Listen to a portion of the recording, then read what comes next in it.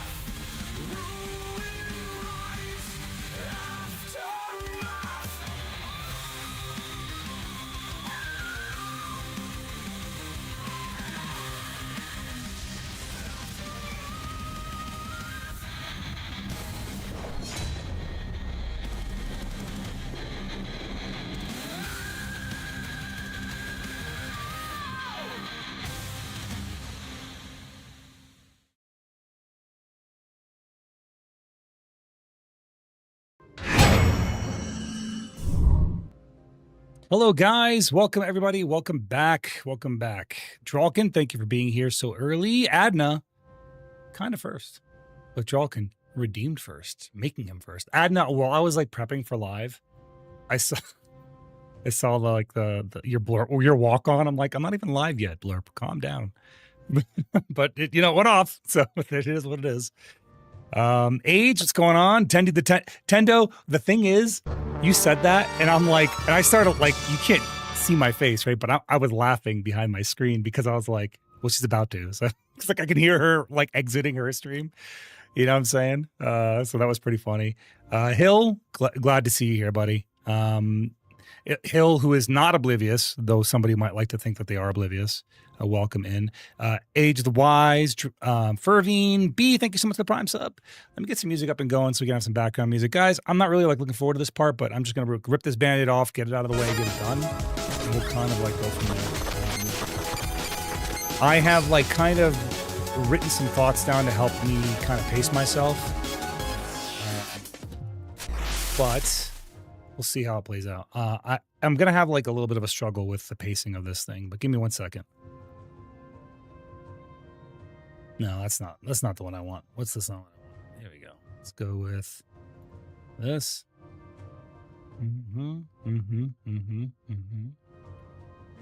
What's the song that I want?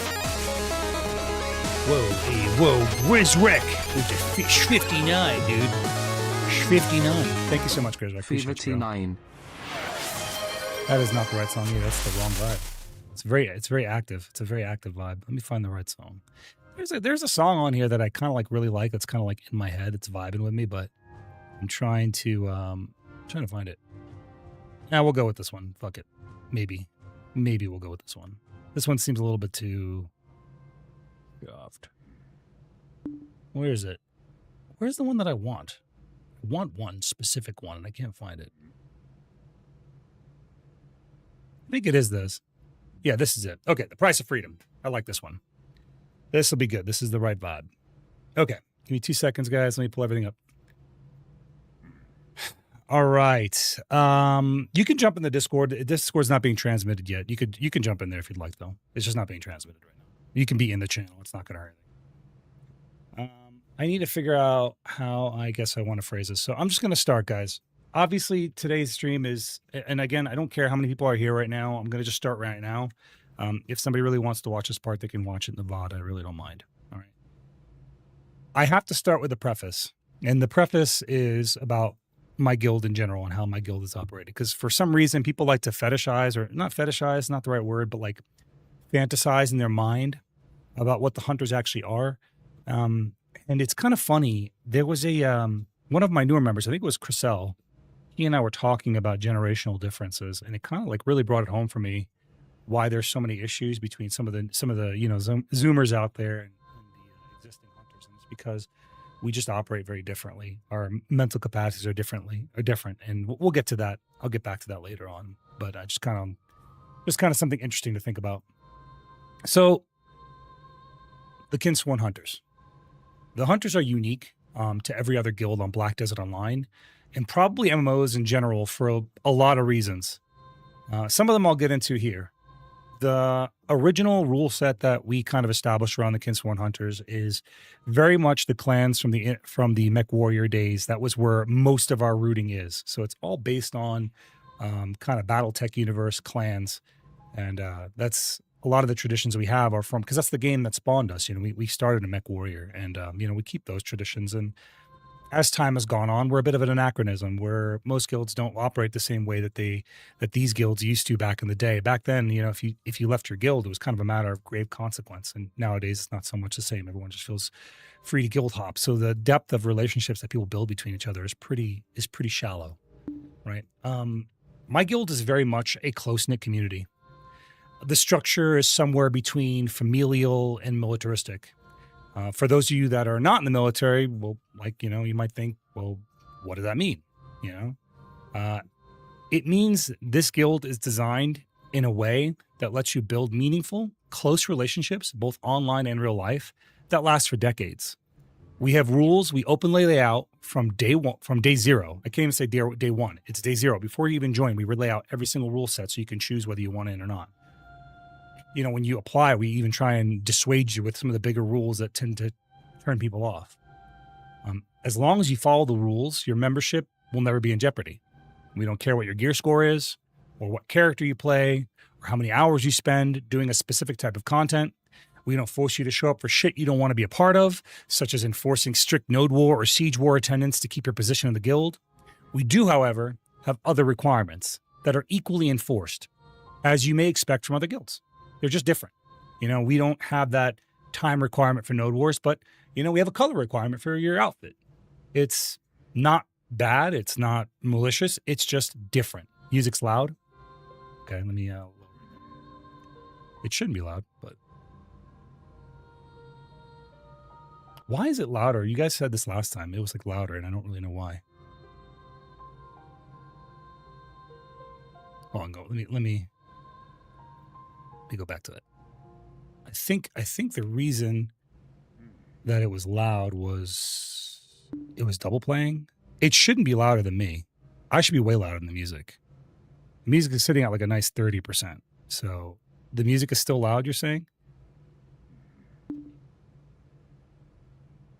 It's about even. It doesn't even remotely look about even on my bars. I'm like literally 20 decibels higher. Is it really? All right, I'll lower it. How's that? Is that better? Okay, let me try doing it this way though instead. What if I did it like this? I think that might be, no, it's not better for you guys. How about this? There, that should be good. I think that should be perfect. That's weird. You guys usually don't have issues with the sound audio, but that's weird. Okay. Cool. All right. So as I was saying, we don't have those structures where we force activity or force gear score or force you to do X, Y, and Z or show up for so and so much times a day, or you have to be active this many times a day or whatever. And a lot of guilds do that, and that's fine. That's those guilds. That's their rules. That's how they choose to operate. My guild doesn't operate that way. It's because our guild's focus is something different than most guilds in most games. I've talked about these things like openly many times. And if I need to do a Q&A on it after this segment because you guys want that, like I'm fine with that. You guys are welcome to ask questions, but let me just kind of get through this stuff. What this ultimately means is for many of you folks that are in the military, this is like a unit that you never PCS away from. The big appeal for most folks that are looking into this guild is the structure. The structure of the guild and the rules that some people find odd or off-putting are quite literally the thing that attracts people to the hunters most. How palatable you find that is really up to you. If it's not for you, great. I, and by extension, we do not openly recruit, and you will never see us advertise. We only ask an individual to join if we know them well already and we want them in the guild, which is pretty rare.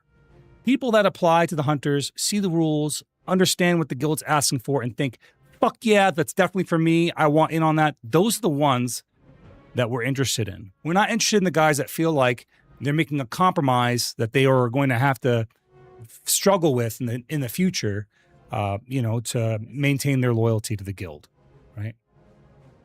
The guild is centrally focused on building a good community within itself. Our group has an organizational backbone unlike any other. And nothing I say will do it justice to represent that.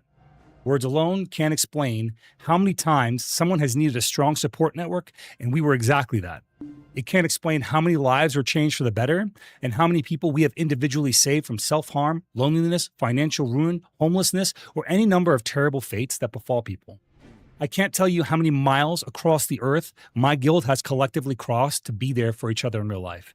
And I can't tell you how many hours online we've spent on one another, helping each other out through the hardest times of our lives, or working through to complete a specific in-game objective. There's so many good, wholesome, and genuinely fucking funny moments that even attempting to summarize it would take me hours, if not days, and I'd still fall short. I provided many examples before and think of so many more on the fly, but that's not the point of this discussion.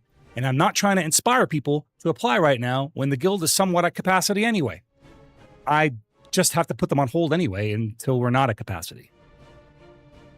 I have been streaming for several years now, and I have not once ever come on a stream and tried to get people to join the guild. Quite frankly, I don't have to. I get more applications than we can reasonably handle, and it honestly takes time for me to integrate new members into the guild. Kanata Hero, thank you so much for the follow, my friend. Appreciate that. Have you guys ever introduced a new person into your social group? And what if the vibe of that person is like off? Or what if they do something that makes other people not want to be around? Like, how do you handle that? You ever see someone in voice chat and because that person is there, you don't want to join it? What sort of other effects does that have on the guild as a whole? It can be really ostracizing.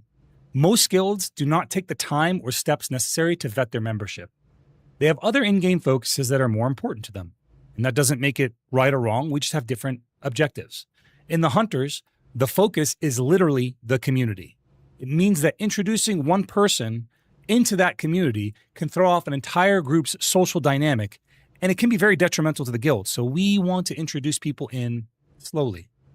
It's okay for us to take our time. There's no need for us to rush that, right? I've said this many times before, and hold on one second. Excuse me. I've said this many times before, and I'll say it many times in the future. I do not want to vet members of my guild who don't want to be in the guild. Or I don't want members of my guild who don't want to be in the guild. I've said it to my guild mates. I say it to everybody. People know this. If you don't want to be here, we don't want you here. And that's not a unique feeling to me. My entire guild feels the same fucking way. We have an efficient system in place that vets and weeds out 99% of the people who do not fit into the social setting. People getting weeded out because they have shitty behaviors that they may have picked up over a lifetime in other guilds, that's a thing. But also, we do try and work and address and correct those behaviors directly. Like if we see there's a problem, we try and talk about it. We're like, hey, man, we noticed that you're doing X, Y, and Z. So we try and talk about those things that we see as a problem that most people will just avoid you with. They won't give you the time of day to address those problems, right? In our guild, because we're so focused in the community, it does matter to us. It makes a big difference. You know, we want people to become the best version of themselves, not just the version of themselves that continuously get them avoided. And when we identify problematic behavior, we talk about it, not, just leader to member, even though that member may only see it leader to member. We talk about it as an entire guild, right? So people get weeded out because they have those shitty behaviors. Behaviors like using their emotions as weapons against others, or spazzing out in game because things didn't go their way, or dropping slurs casually in voice chat or text, or manipulating facts to win disingenuous arguments. This isn't a process that I individually must manage. The guild itself is entirely structured to manage that. And those people get filtered out pretty quickly.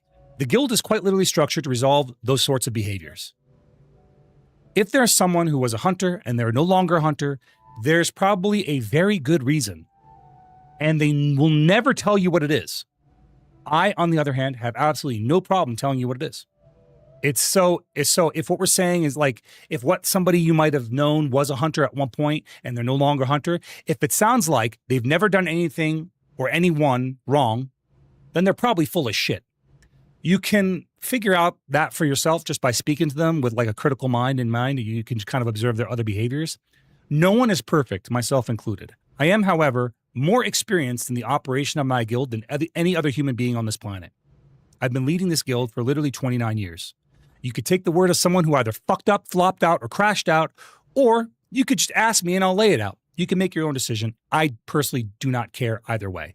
The reality is, I don't really have anything to hide, and I'm more than happy talking about this shit. Usually the reason I don't usually is to protect the person, not to protect myself. Because 9 times out of 10, they probably fucking crashed out and the guild just ejected them. To be quite honest, the best thing somebody can do for the guild when they leave is just to fuck off.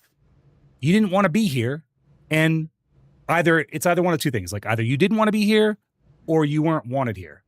There's no law or ruling that says we need to interact with each other. That said, there have been plenty of instances where someone has left my guild and we're still friends. Usually, what that requires is that they leave the guild amicably, or they crash out, whatever it is, come back and apologize, right? Hey, man, that was fucked up. Like normal human shit. I acted like an idiot, right? And then show through their actions and words that they aren't trying to hurt, harass, annoy, or behave in a way that is uncharacteristic of themselves towards the guild as a whole or its members. I don't think that's a big ask. Basically, if you don't leave the guild like an asshole over a crash out, and then when we see you, you aren't behaving like a retarded asshole, we'll probably be civil with you and treat you the same way we would anyone else. So now that I've talked about the guild, little preamble, now I'm going to get into why I'm about to do this. To preface, I take no pleasure in addressing this. Normally, I don't care what some dipshit loser wants to go on the internet and lie about. However, this is someone I did consider a friend, and the person we're talking about is another streamer called Nice Toes Bros. One who originally said that they did not want any drama. Why you have to be mad? And well, good timing, Chris. One that originally said they didn't want any drama, and I told them that I'd respect that. The next thing we know, this person goes on stream making absolutely ridiculous false claims while being encouraged to make shitty comparisons by bad faith chatters. I felt like we had left on good enough terms, and I did wish him the best as well as offered him assistance to get back home because he had moved out here. Not just this time, but several times before and in person conversations and otherwise. He wanted to go home, and in his mind he had conflated this, but we'll get into that in a bit. Right? The day after he left, he immediately went to a stream and used the situation to create drama and buzz to attract more people to his channel. On the first day, he claimed he wanted to move on from the Hunters and put it past him, to quote-unquote go back to his old self. However, every stream since then, with the exception of the most recent one, after I announced that I would be doing this, he has talked about me and my guild. It is clear that he realizes that being an ex-Kinsworn Hunter draws more attention to him than just being himself. He preemptively banned myself and members of my guild from his streams, and then he also set those streams so those who are banned can't watch them. He then deleted or unpublished the VOD, I'm not sure which, thinking this will make his actions invisible to the community. The reason that Toes preemptively banned us from his stream and established a quote-unquote, in his own words, hunter-free space before addressing the controversial topic was because he can't handle direct criticism. I'm actually going to adjust my title so that everyone knows exactly who we're talking about. Nice Toes Bros. I'm not trying to be ambiguous at all. Cool. All right. Toes is fully aware that his arguments easily fall apart under close examination, driving him to avoid direct discussion in favor of indirect confrontation where he cannot immediately be challenged. Toes relies heavily on having a circle of supporters to validate and defend those otherwise flawed and indefensible positions. His intent was to lie to an audience to gain views, follows, donations, and benefits by defrauding the viewers through dishonest tactics. He's using their sympathies and appealing to their better natures while he is intentionally lying, manipulating, and misrepresenting the facts under the guise of quote-unquote truth-telling. I wouldn't do this if I was not already being approached by people. I wouldn't do this if the claims didn't affect my relationships with people that I see as friends outside the Hunters. I'm already being approached with questions, so I'd like to just address this once thoroughly and then move on. I don't normally get into the details of why someone leaves my guild. And quite frankly, it's no one's business. It's disgusting rubbernecking behavior that I find super weird because people fixate on the Hunters and some sort of bizarro roleplay headcanon they invent between their ears. I also don't want to have to do this again, so I'll likely export this as an unlisted video or something on YouTube so I can refer to it if I need to. This situation as a whole really sucks. There is one person in this who I can definitively say is a victim, and it's not Toes. And it's not me either. Toes' bad decision-making has put one person in a situation where if he doesn't fulfill his legal obligations on the apartment that they rented together, the guy may end up literally homeless and is definitively screwed. We'll get into that a little later, though. I'm going to keep the conversation as focused on the claims as I can. And I'm not going to dive down the rabbit holes of his weird-ass behavior, nor will I dox him with real-life information such as names or locations. And I definitely do not plan to talk about anything that isn't relevant to the situation at hand. Any locations or specific details, such as where he works, mentioned I'll only mention them if he's mentioned them himself. And I'm only going to bring them up if it's related to things that he has directly said in his own stream when talking about us. I am merely put in this situation because I have to defend myself against the claims. And they're nasty claims. All right. So now on to the story. Now we've gotten all the little details out of the way. I first met Toes through a mutual friend named Erminia. I didn't really have a high opinion of him when I first met him. He came off to me as an egotistical shitter, the kind who gets off on griefing others to make himself feel like less of a failure. He spent countless days and nights harassing harmless role players, hunting down the same players who don't have the power to fight back just to get them to talk about him, chasing people around who he knew he could bully, such as folks, boss hunting raw, that were in hunting gear, and a number of other just shitty attention-seeking behaviors. Though he acted like this in game, my friend trusted him. Because they trusted him and I trusted her, I gave him a shot. He spent roughly a year chatting in my community. In that time, I saw a lot of like weird cringe shit. I'm not going to get into every detail of it because it's not the point of the discussion. And as I said earlier, I'm not diving down these rabbit holes. At some point, he moved in with Raminia, who was at the time either living in LA or really close to it. 2 months later, Raminia kicked him out. The vibe that I got, like I'm not going to speak on Raminia's experience. I don't have that experience myself, but the vibe that I got was that he made her uncomfortable with his advances. He, and this is known across the hunters because he's done it in front of many of us, he still refers to her as his girlfriend, even though they never dated. And he didn't pay her any of the rent that she was owed. Rent they needed in order to afford living together. This part becomes relevant later. After that, Raminia had completely cut ties with him. I'm not going to speak on to the specifics as to why, but she completely cut ties with him. And she also cut ties with anyone associated with him. He moved back in with his parents in Ohio and picked up his old job at Amazon. Toes was in our friend group thanks to Raminia, but since Raminia had cut everyone off due to association with Toes, we kind of had to make a choice in a vacuum on whether we should associate with her or we should associate with him. From the outside looking in, it had looked like Raminia had screwed Toes over. He left his job to go move out there with her, and she was demanding rent from him the very next month. This is actually pretty normal. If you move out somewhere, you usually have to pay a security deposit, first month's rent up front. You need to pay every month of rent after that. But they were friends, and I figured that there'd be some leniency there for him. I felt bad for the guy. I let him stay in our circle in the situation because he was clearly very isolated. I let him stay in our Discord over her because he was isolated. And if we dropped him, he'd have lost his entire social structure as far as I could tell. This detail is important, and I'll refer back to it a little later. Up to this point, he wasn't even a member of the Hunters. He was just a guy we met through Raminia. I spent some time getting to know him a little better. When TwitchCon 2024 came around, I met him in person there for the first time. He was running around with a group of people, Lintagram, Deathscript, and some other dude, I don't even remember his fucking name, in some weird four-way love triangle. They were all competing for Lintagram's attention. It was like super cringe. I'm not going to talk about it, but it was fucking weird. Right. And there's a lot of people that saw that in person and can attest to how fucking weird that was. It wasn't long after that, maybe a couple months later, that he applied to join the Hunters. He knew his life was headed in a bad direction and he needed to change. He wanted mentorship, and I take my role as a leader pretty seriously. When somebody says, hey, I want to join the Hunters, I don't take that lightly. I take that, as an honor to some degree because they're asking for some leadership, some mentorship in life. Right. The day after he joined, he was chat banned for a month.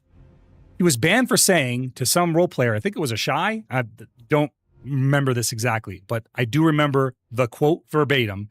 The words that got him banned was, "Cocky go boing boing." Yes, he actually said that, and his account was on its final strike. So they banned him for a month from chat. He had to curb his worst habits that was inevitably going to get his account banned. This included his habits of chasing players around and harassing role players, chasing players from server to server to player kill them, hopping through boss train channels to camp raw, and using in-game exploits to cause players to go red or otherwise die. This is what he means when he says that we had some controlling behavior. And I'll pull up the clips and we'll readdress these later, right? When he talks about us, these are the controlling quote-unquote behaviors we're talking about. For example, when he went out to go stream snipe, it's Nikki, and we're like, don't do that. When he went to stream snipe Shroud, we were like, don't do that. That shit's cringe. That's the controlling behavior that he's talking about. Us telling him not to stream snipe streamers who are just playing the game and trying it out, right? I digress. He'd do shit like this, and we tell him that wasn't cool.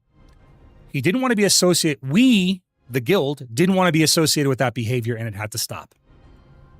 Really early on after he joined, he let us know that his situation at home was terrible. Toe spent literally years, nearly 2 full years, telling us how bad his home life was. I have a lot of details on this, and I'll show the screenshots and evidence of this later, right? But out of respect for his privacy, I'm going to keep it pretty light. His father was physically abusive towards him, and he hated him. And he told us in chat and on voice nearly every day how bad his life was there and how much he wanted to get away from Ohio. I got to know this guy over time, and once again, I felt really bad for him. I knew I was in a position where I could help the guy out, so I offered him the same thing I've offered lots of people. I told him if he wanted to get out of there, he could stay with me until he gets on his feet. I won't charge him a dime for the living conditions or utilities. He'd just have to pay for his own food. And once he's sustainable, he can move out on his own. When I say I've made this offer to a lot of people, I mean a lot of people. There's people in this stream that I've made that same offer to that now live on their own successfully. There's people that no longer are friends with me that joined the hunters at for a time that were living in a really shitty situation. I had one guy that was literally living in a dog shelter. And I pulled him out of that situation. I helped him get into the military. He got a $50,000 bonus thanks to me. It's a lot of shit, right? His life is good, but we're not friends anymore. I don't go around harassing the guy, but it is what it is. I'm happy that his life is better. I'm happy that he's not living in a fucking dog shelter, right? I've even made this offer to help out people like Fake Uni. When his house got flooded and he was in a bad situation, I said, hey man, you can come stay with me for as long as you'd like. If I make the offer and someone takes me up on it, I've never rescinded the offer. I follow through. I've done this probably a dozen times now. You may ask yourself, why would anyone do such a thing? The reason to me is simple. When I moved back to the United States from Africa, I was in a really tough situation. I had about $3,000 in my pocket, and that was it. I had lived overseas from the time that I transitioned from a minor to an adult, and I came here without my parents. I needed an ID to get a job and a bank account. I need a residence to get an ID and a bank account. I needed a bank account to get a job and a residence, and I needed a job to get a residence. I desperately needed a hand up, and it never came. Through a tremendous amount of hard work, dedication, and genuine effort, I'm successful today. I struggled for years to get a solid base underneath me. And if I could provide that hand up for someone else so they don't have to suffer like I did, I would do so gladly. I care about people, and I've lived up to that. I'm going to use Hildine's situation as an example, and it's relevant to the story because it's embedded in the depth of this. When I met Hildine, he used to go by Hildegard. I think I met him through choice, actually, like when we were grinding Olin's Valley. After that, we knew of each other, but we didn't talk much. One day he applies to the Hunters. Shortly after he joins, I found out that he had gotten out of the Marine Corps not too long ago, and basically he had a life plan that had fallen apart underneath it. It was a really unfortunate circumstance. Like that happens. I've seen it a lot with service members. They'll get out, they'll have a plan, the plan falls apart, and now they're like living in the worst situation. And I mean, everyone that knows me knows I love people, but I also really feel for our vets who served the country, made a sacrifice, giving years of their youth to this nation, and don't have anything to show for it. That's like really bad. I'd listen on YouTube, but stream isn't up over there. It's not. Are you sure? It looked like it was up. Let me take a look. I thought it was up on YouTube, but Stream Elements has been acting a little goofy since the dropout, so maybe not. Let me see. Sorry, give me a second. I'm just checking if it's on YouTube. I'm seeing it live on YouTube. Like I'm live. I'm watching it live on YouTube right now. So, yeah, I don't know why it looks that way. Sorry, buddy. I can see it that it's live though.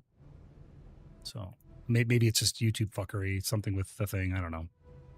The gifted subs are really loud. They're going to be loud. They're going to be louder than everything else. I apologize, but I can't really I'd have to like completely edit everything out and change things while I'm live, and it's a lot of work to do. And it can be, hold on. You know what? I'll just lower it. Fine. I'll lower it. There. I've lowered it. It should be fine now. Okay. Sorry, now I gotta remember where I was. Nice. So when I met Hill, Obviously, like he had just gotten out of the Marine Corps, life plan fell apart, really unfortunate circumstances. He was working a job. He was working a job, but he was living in his car. So I remember, like, when we were talking about it, he had just joined the Hunters. I had sent him some money to get into an Airbnb for a night, but I couldn't like let a fellow veteran just live in his car. He just needed somewhere to like to tide him over while he was staying with one friend and another friend. And I'm like, hey man, you know, here's some money. You can stay in an Airbnb for a night or two, whatever, just between these places, so you're not just living in your car. He moved into his other friend's place, and then that fell apart on him too. And he ended up moving back into his car. I had only really known him a couple of months, but I felt deeply for his situation. And I threw him the same offer that I always do. And he took me up on it. Today, he's working a really solid job and has a place of his own. The reason I tell this part of the story is because it's going to be relevant later. So we will circle back to this. When I threw out the offer to Toes, he wanted to take me up on it. We had plenty of time to get the logistics together so he could earn money at his current job and job hunt for a new one here before he had moved out. He had around 4 months to do some job hunting ahead of his move. Again, I do have some proof of all the things we've been saying. I don't know when the most appropriate time to show this is.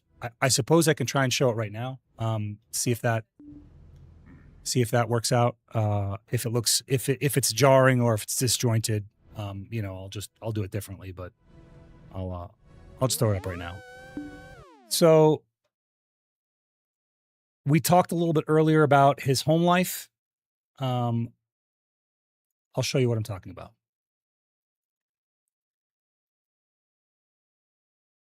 My living situation is stressful. My parents and I have had this is 2024, guys, 2024. I wake up and deal with stress, then slave and go to work. Then I come home, and the only real place I can hang out with people is on Discord or something, because what the fuck else am I going to do? Billy Joe's venison and hut and talk to some old timers about Trump. It's just such a stark contrast when I was living with Ashley, which is Raminia. Back then, I could literally just walk outside and be able to see people in places. I felt safe there, and I thought I was living with someone who cared about me. And as you can see, there's multiple reactions here because this did not happen in a private chat, right? I said, most people feel that way about working, to be honest, and the living situation sounds crummy. That sounds like a stressful environment. Do you mind if I ask why the parental relationship is strained? He says, I'll DM you real fast. And our DMs were this. He says, okay, so basically, I only told Instagram this, but TLDR, I took some domestic violence from my mom and sister when I was a kid. My father tolerates me paying rent because my extended family pressures him to. I hate him and have to put in extra effort to avoid him pretty much all the time. I said, understood. Okay. So he's got a rough home life. That's not his fault. Right? So from the outside looking in, you'd think, oh, well, I want to help them out. So now let's talk about before he moved out here. Remember, I said he had about 7 months to prepare to move out here, right? Give me a second. Let me find out. Let me look at where it is.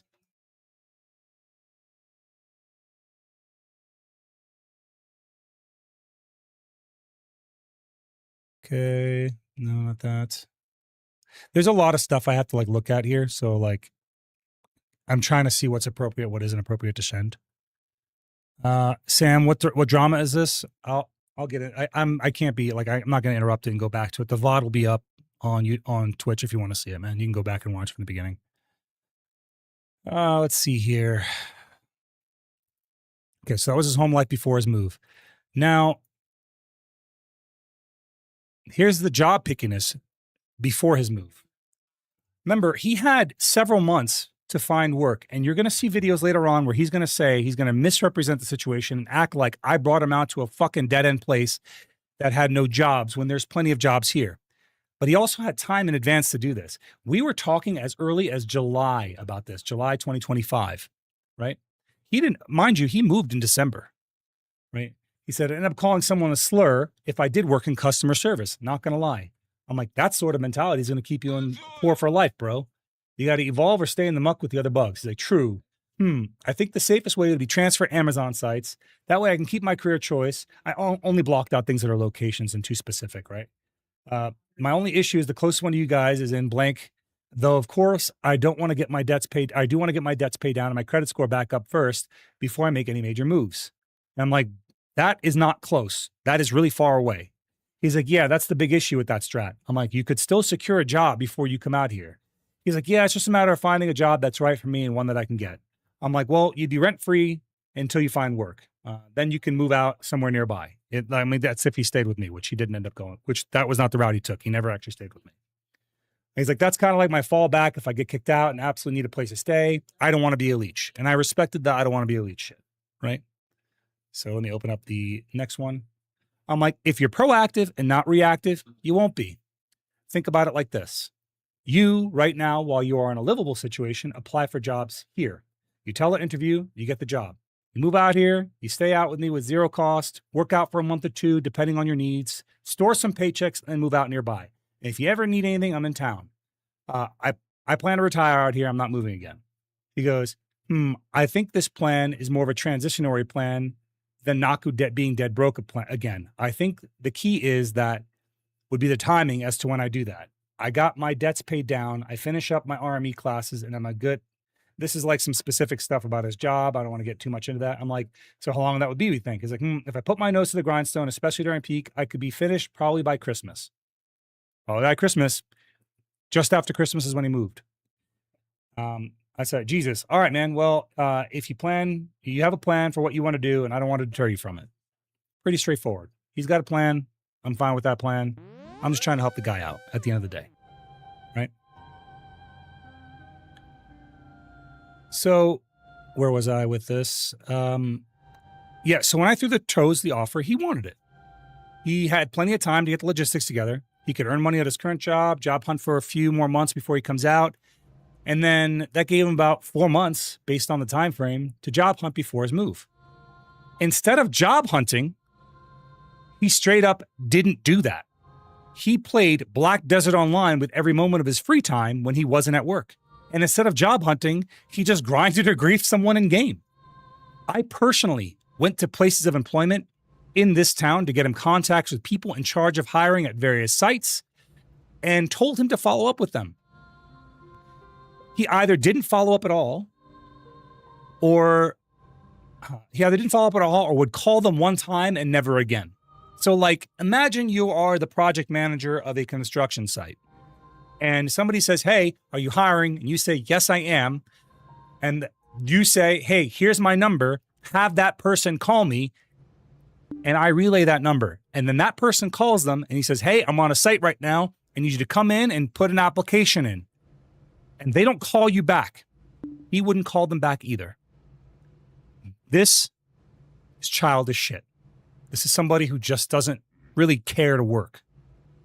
He wouldn't work anywhere that had an appearance standard that would make him cut his hair. He wouldn't work anywhere in customer service or in food service. He wouldn't work in food service because, again, he thought that was below him. And again, if you work in food service in this chat, I apologize, but that was below him, apparently. Right? It is what it is. And he didn't want to work in customer service because, again, in his own words, he said he would call them a slur. I think you saw that, right? Yeah, you guys saw that in the first screenshot, so I don't need to pull that up.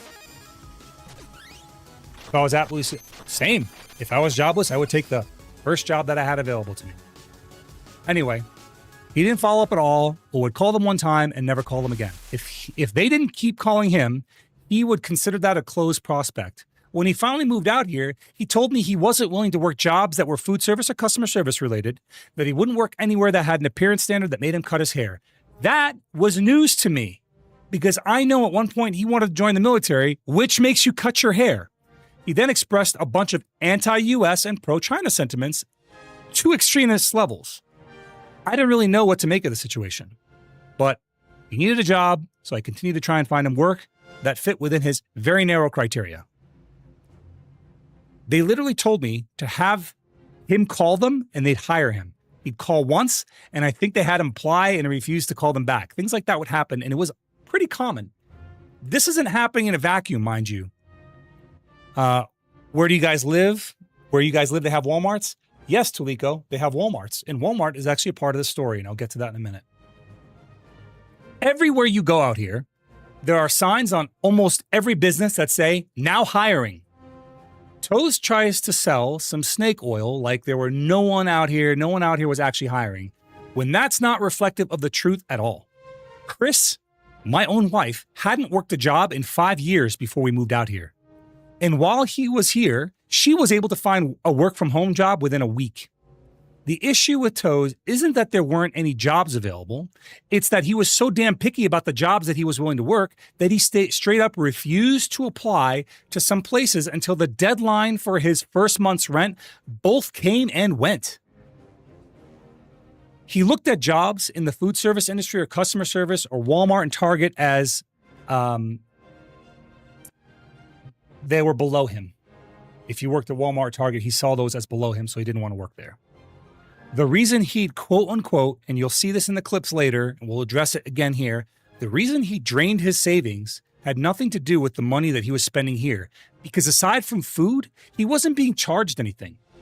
It had everything to do with the fact that he pays almost $550 a month for a fucking 2020 Honda Civic. Because he got himself scammed on the sales prices with a super high interest rate. That's just for the car payment. I had advised him not to either refinance or trade it in. I didn't know this until after he had moved, but he couldn't do that. And the reason he couldn't do that was because he had thrashed his own credit by failing to pay student loans. It was a shitty situation that he had put himself in, and this was all before his move. After he moved here, he could have door-dashed, which he did for a couple of days to get money for food. But that was the only time he would. He also worked for Walmart Spark, which is like Walmart's delivery service, and in his own words, was actually really good money. But instead of grinding that to build a surplus, he would play Black Desert Online and only do that as he needed to eat. In the meantime, we, and I say we as in like all the hunters that lived here locally, myself, Adnaram, Vizrend, Hildine, Chrysidra, we paid for his food and recreation. My friends from my own work, when we went out, would also pay for his drinks. We'd buy him shirts. We'd buy him furniture. We did all kinds of shit. Right? Chris, who is basically disabled, straight up cooked for him.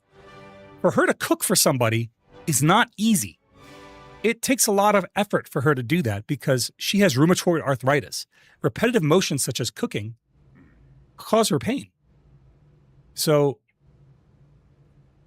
I didn't want him to feel like he was trapped. So like we took him out to movies, we took him out for drinking party, we bought him foods, we took him on vacations. And it was all at no cost to him. He finally started working a job around like mid-March. Now he was working there, and now that he was working and there was some money coming in, right? I found out in the meantime that he had fallen behind on his payments. He was driving around without car insurance, and that's why he couldn't do Walmart Spark or DoorDash on the side. He said he didn't want to leech, and I told him that you can't drive around fucking dirty, bro. You can't drive around without car insurance. You're basically creating a situation where you can be arrested anytime you get in your car. So I said, I have money on hand. I can give you money for your car insurance. I can pay for your car insurance. So I was willing to help him a hand because I didn't want to see the guy get arrested because he was an absolutely shit driver. Anyone that knows him can tell you this dude buries his face in Google Maps because he cannot recollect where a road is, even if it's right in front of him, right? After I gave him $150 to pay for his car insurance, he said, oh, I actually had $180. I said, instead of worrying about paying me back right away, you can hang on to the money until you're more financially stable and pay me back after your next paycheck.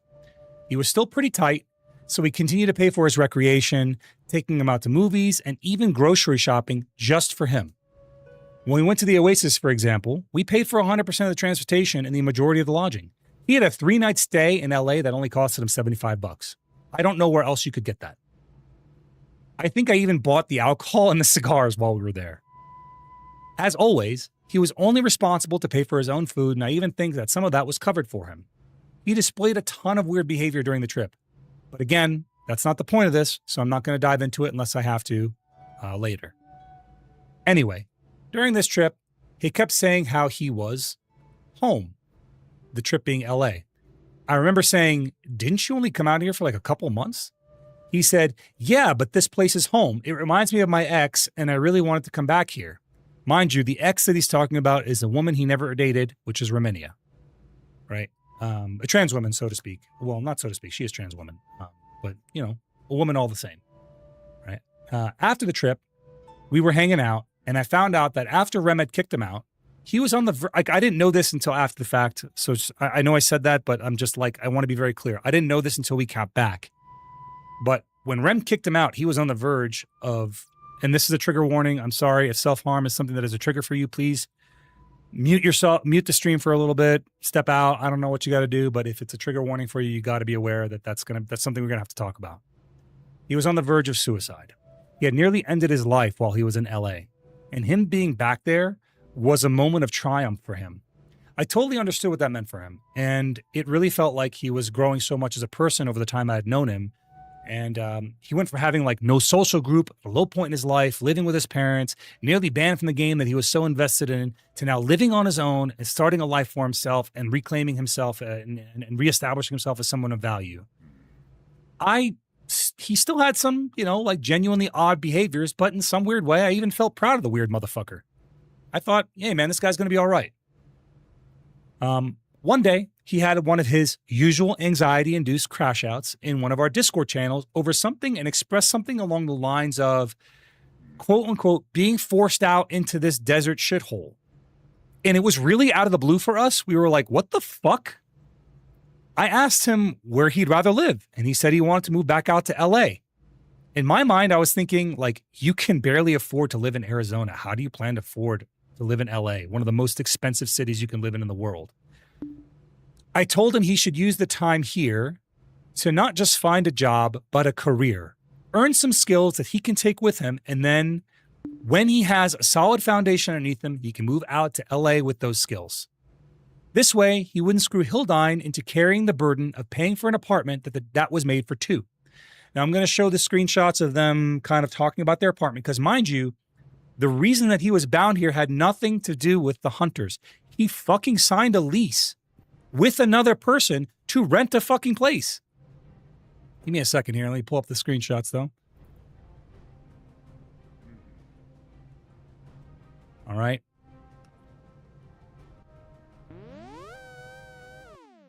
I want to preface this as well. It's in the title, Misfit. Nice toes, bros. I want to preface this as well, that before Hildine and Toes moved in together, Hildine actually had Toes blocked. The reason that he unblocked Toes, and mind you, he blocked him because Toes was farming Hildine for quote unquote content. That content being him being upset over him being basically a shitbag to his friend, right? This is their conversation. They had picked out a place together. They picked out the rent together. They picked out the numbers together. And here you have, where is it? This is when they had upgraded their internet at Toe's request. Toes wanted to stream, so Hildine upgraded the internet for him, right? They even bought a cable and ran it across their house so he could hardwire in instead of Wi-Fiing in. Like, and Hill covered the cost of that. Hill was not well off. Hill was living very thin. And the reason he was living very thin is because he was paying for the two of them, but I'll get into that more in a little bit. So if he couldn't afford to live out here, I was just trying to help him find a way to get to where he wanted to go. If he wanted to go to LA, I wanted him to be out wherever he wanted to be, because, you know, that's how adults work. You're going to live where you want to live. Like, so do that, but like have a plan. I told him he should earn some skills that he could take with him. And then when he has a solid foundation underneath himself, he can move out to LA with those skills. This way, he wouldn't screw Hildine into carrying the burden of paying for an apartment that was made for two. He seemed to like the idea, and then he crashed out again. And he said he wanted to move home to Ohio. I told him that's not a problem, but he has a lease with the apartment that he and Hildine are living in that expires in December. If he wants to move home, we want to help him get there, but not to screw Hildine over in the process. Within that month, he basically crashed out so hard that he wanted to move back immediately. He was under the pretense that moving back home to Ohio meant he had to leave the guild, which we, myself, and other members of the guild repeatedly told him that was not the case. At this time, he had started hanging out with some of his old social circles that led him into the shitty, depressed state that he was originally in. That's fine. You can hang out with whoever you want to, of course. Right? Shortly after that, though, he started making a lot of passive-aggressive, bitch-made fucking comments to insult either myself or other members of the guild indirectly. This led to a confrontation where he was making passive-aggressive comments towards me, going as far as to call me transphobic. I straight up asked him if he wanted to be in the guild, and he said no, so I dismissed him. That was the end of it. When somebody came into my stream after that and asked me, hey, why is Toes no longer in your guild? I said he wanted to quit. He wanted to leave. And that was the end of it. I think the question was like, hey, Toes is no longer in the Hunters? And like, yeah, he's no longer in the guild. And that was the end of the statement. It was a very quick one-sentence comment because he had asked me to protect, or he said that he didn't want any drama. He didn't want to create any problems from it. And he wanted privacy. But you guys will see soon that that was absolutely a lie. Now we're left with a really sticky situation where he was behind on payments to Hildine, and on a stream publicly lying about the guild in this situation. He was talking about, shit about us on the internet while he was behind on those payments, using electricity, internet, and lodging that was paid by a collective effort of members of the guild, mostly Hildine. He goes on to make claims about his physical safety being threatened when I have a well-documented history of helping people, and not one time have I ever gone out of my way to harass, harm, or otherwise negatively influence members of the guild or former members of the guild. I don't care what they do when they're gone. They make their choices. It's not my problem. I'm not responsible for them. And as long as it doesn't impact me or my community, why should I give a shit? Hunters as a whole feel like when somebody makes a choice to turn their backs on all of us for selfish reasons, that we don't really want to associate with a person like that. This isn't someone who's capable of turning their back on you. This is someone who's demonstrated that behavior. So now we will start showing up a little more of the evidence, right? First, we're going to go through his clips. These video files were collected courtesy of Lunarlay. So I will just pull them up on screen and we'll kind of go through them one by one. As you can see, I have appropriately labeled this folder. Let me go ahead and there's a reason I call them that, by the way. You guys will see that soon. Let me get these out of the way. These old screenshots that we've already looked at. Okay, these are courtesy of our boy Lunar. All right, I'm going to make sure that you guys can actually hear the videos when I play them, so give me 1 second.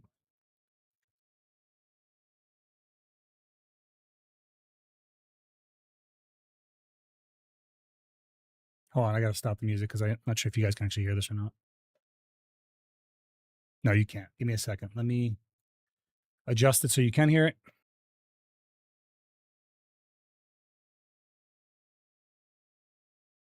Yeah, I know you can. Give me a second. Just got to fix it so you can. What is this? Legacy? Oh, rip. I don't want that. Where I think I need to use VLC player to play these. Otherwise, it's not going to do the audio. Let me try doing it with VLC. See if that works. Okay. Give me 1 second, guys.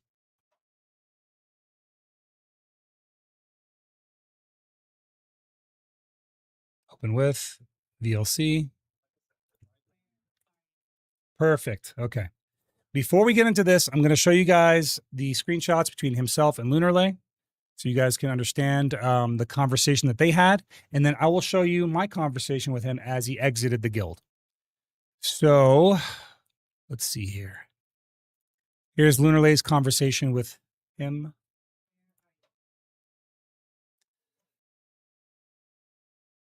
I'll give you guys a second to read.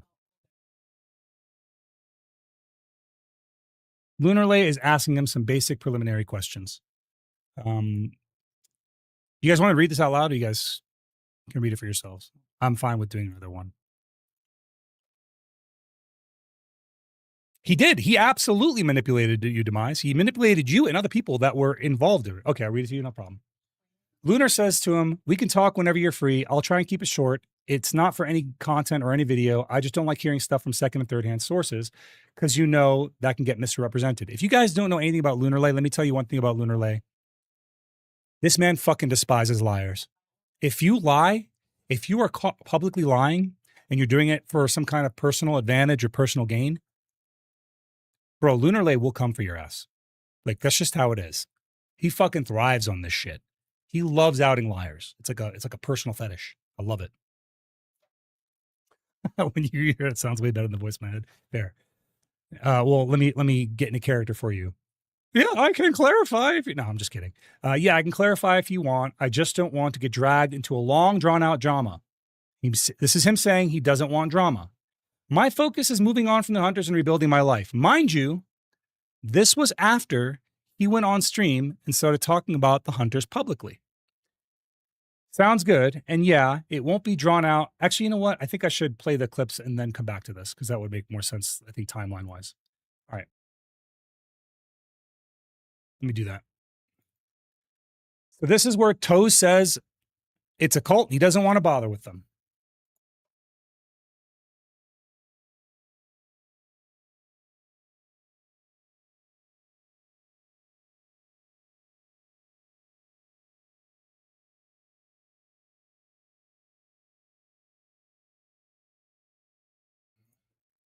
You can literally see somebody in his chat saying, yeah, it's definitely a cult. That's the exact definition of a cult. And this person is let me address this guy real quick so you guys have some context. This guy is someone that has been in the PvP scene for a very long fucking time. He's a weird ass fucking Musa that has followed me around like a lost animal. And he gets off on griefer-like behavior in his mind to roleplay that he does not have, that he's not a fucking weirdo. He likes to create this headcanon that I'm some kind of evil villain. Bro, I'm sorry. But like, I've called this guy no name on stream many times because his name is ridiculous. But it is what it is. You know, like this guy is a disingenuous chatter. He already doesn't like the hunters. He sees some guy talking negatively about us and he's going to hang out in his stream and then fucking try and feed into this narrative and try and make it sound like worse than it is. Okay. So you can clearly see him feeding into it. Now, this is where Toes himself admits, you don't have to take my word for it. You can take his word for it. He admits that he accepts the offer to willingly move himself. Let me do this. Mind you, again, the only reason I had to move out here was because he needed the help.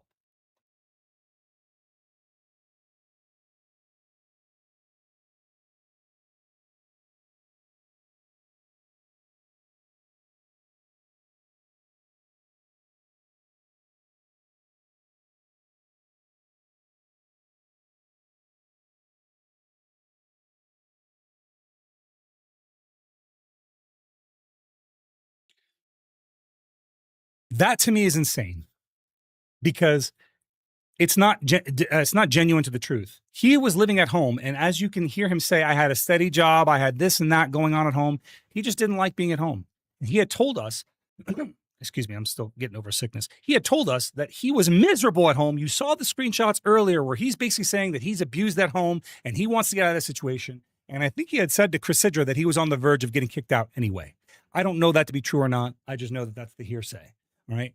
Either way, he was not living in the lap of luxury where he was, and he did not feel safe. He wanted to move out here on his own, and he willingly moved himself out here. No one coerced him. No one forced him. All I did was offer it out from his situation where he felt like he was trapped in his home. Okay. So now let's go on to this next one, the next clip.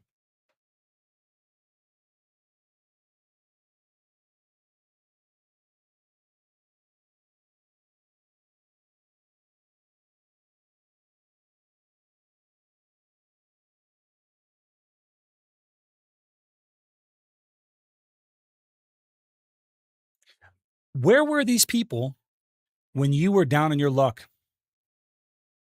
Where were they? You said that you were down on your luck and that you were in a bad situation, but that was all before you were even a hunter. Where were they for you? You applied to join the hunters. Why did you do that? At the time, you had told us you needed something different in your life to make your life better because what you were doing wasn't working, and we genuinely tried to help you.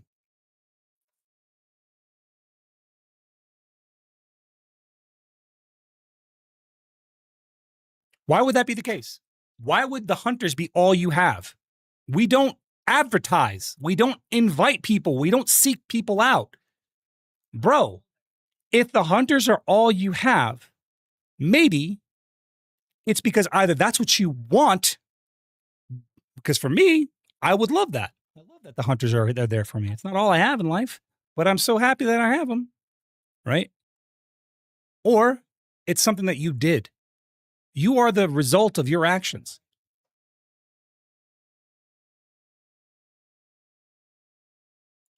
Okay. So here's where he says that we look for vulnerable people. There's a lot of hunters in my chat, guys. How many of you did I approach and tell you to join the guild outside of maybe Cass? And Cass definitely was not a vulnerable person. She was a very strong, independent woman. Not fucking once. Shut up, Grizzly. We met at a Christmas party, motherfucker. Not fucking one, man. I don't recruit. So here we are. You don't have to hear from me, hear from him.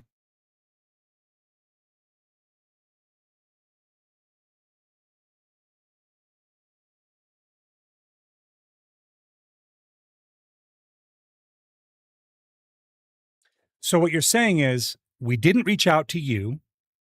You came to us, but we're targeting vulnerable people. How the fuck does that make sense, man? That's not what targeting is. That's like saying a fucking women's shelter targets abused women. No, they just offer a safe space. The Hunters is known as a pretty fucking good community. The people that are in the Hunters stay in the Hunters, not because they're coerced, because they fucking love it here. It's a really close-knit friend group.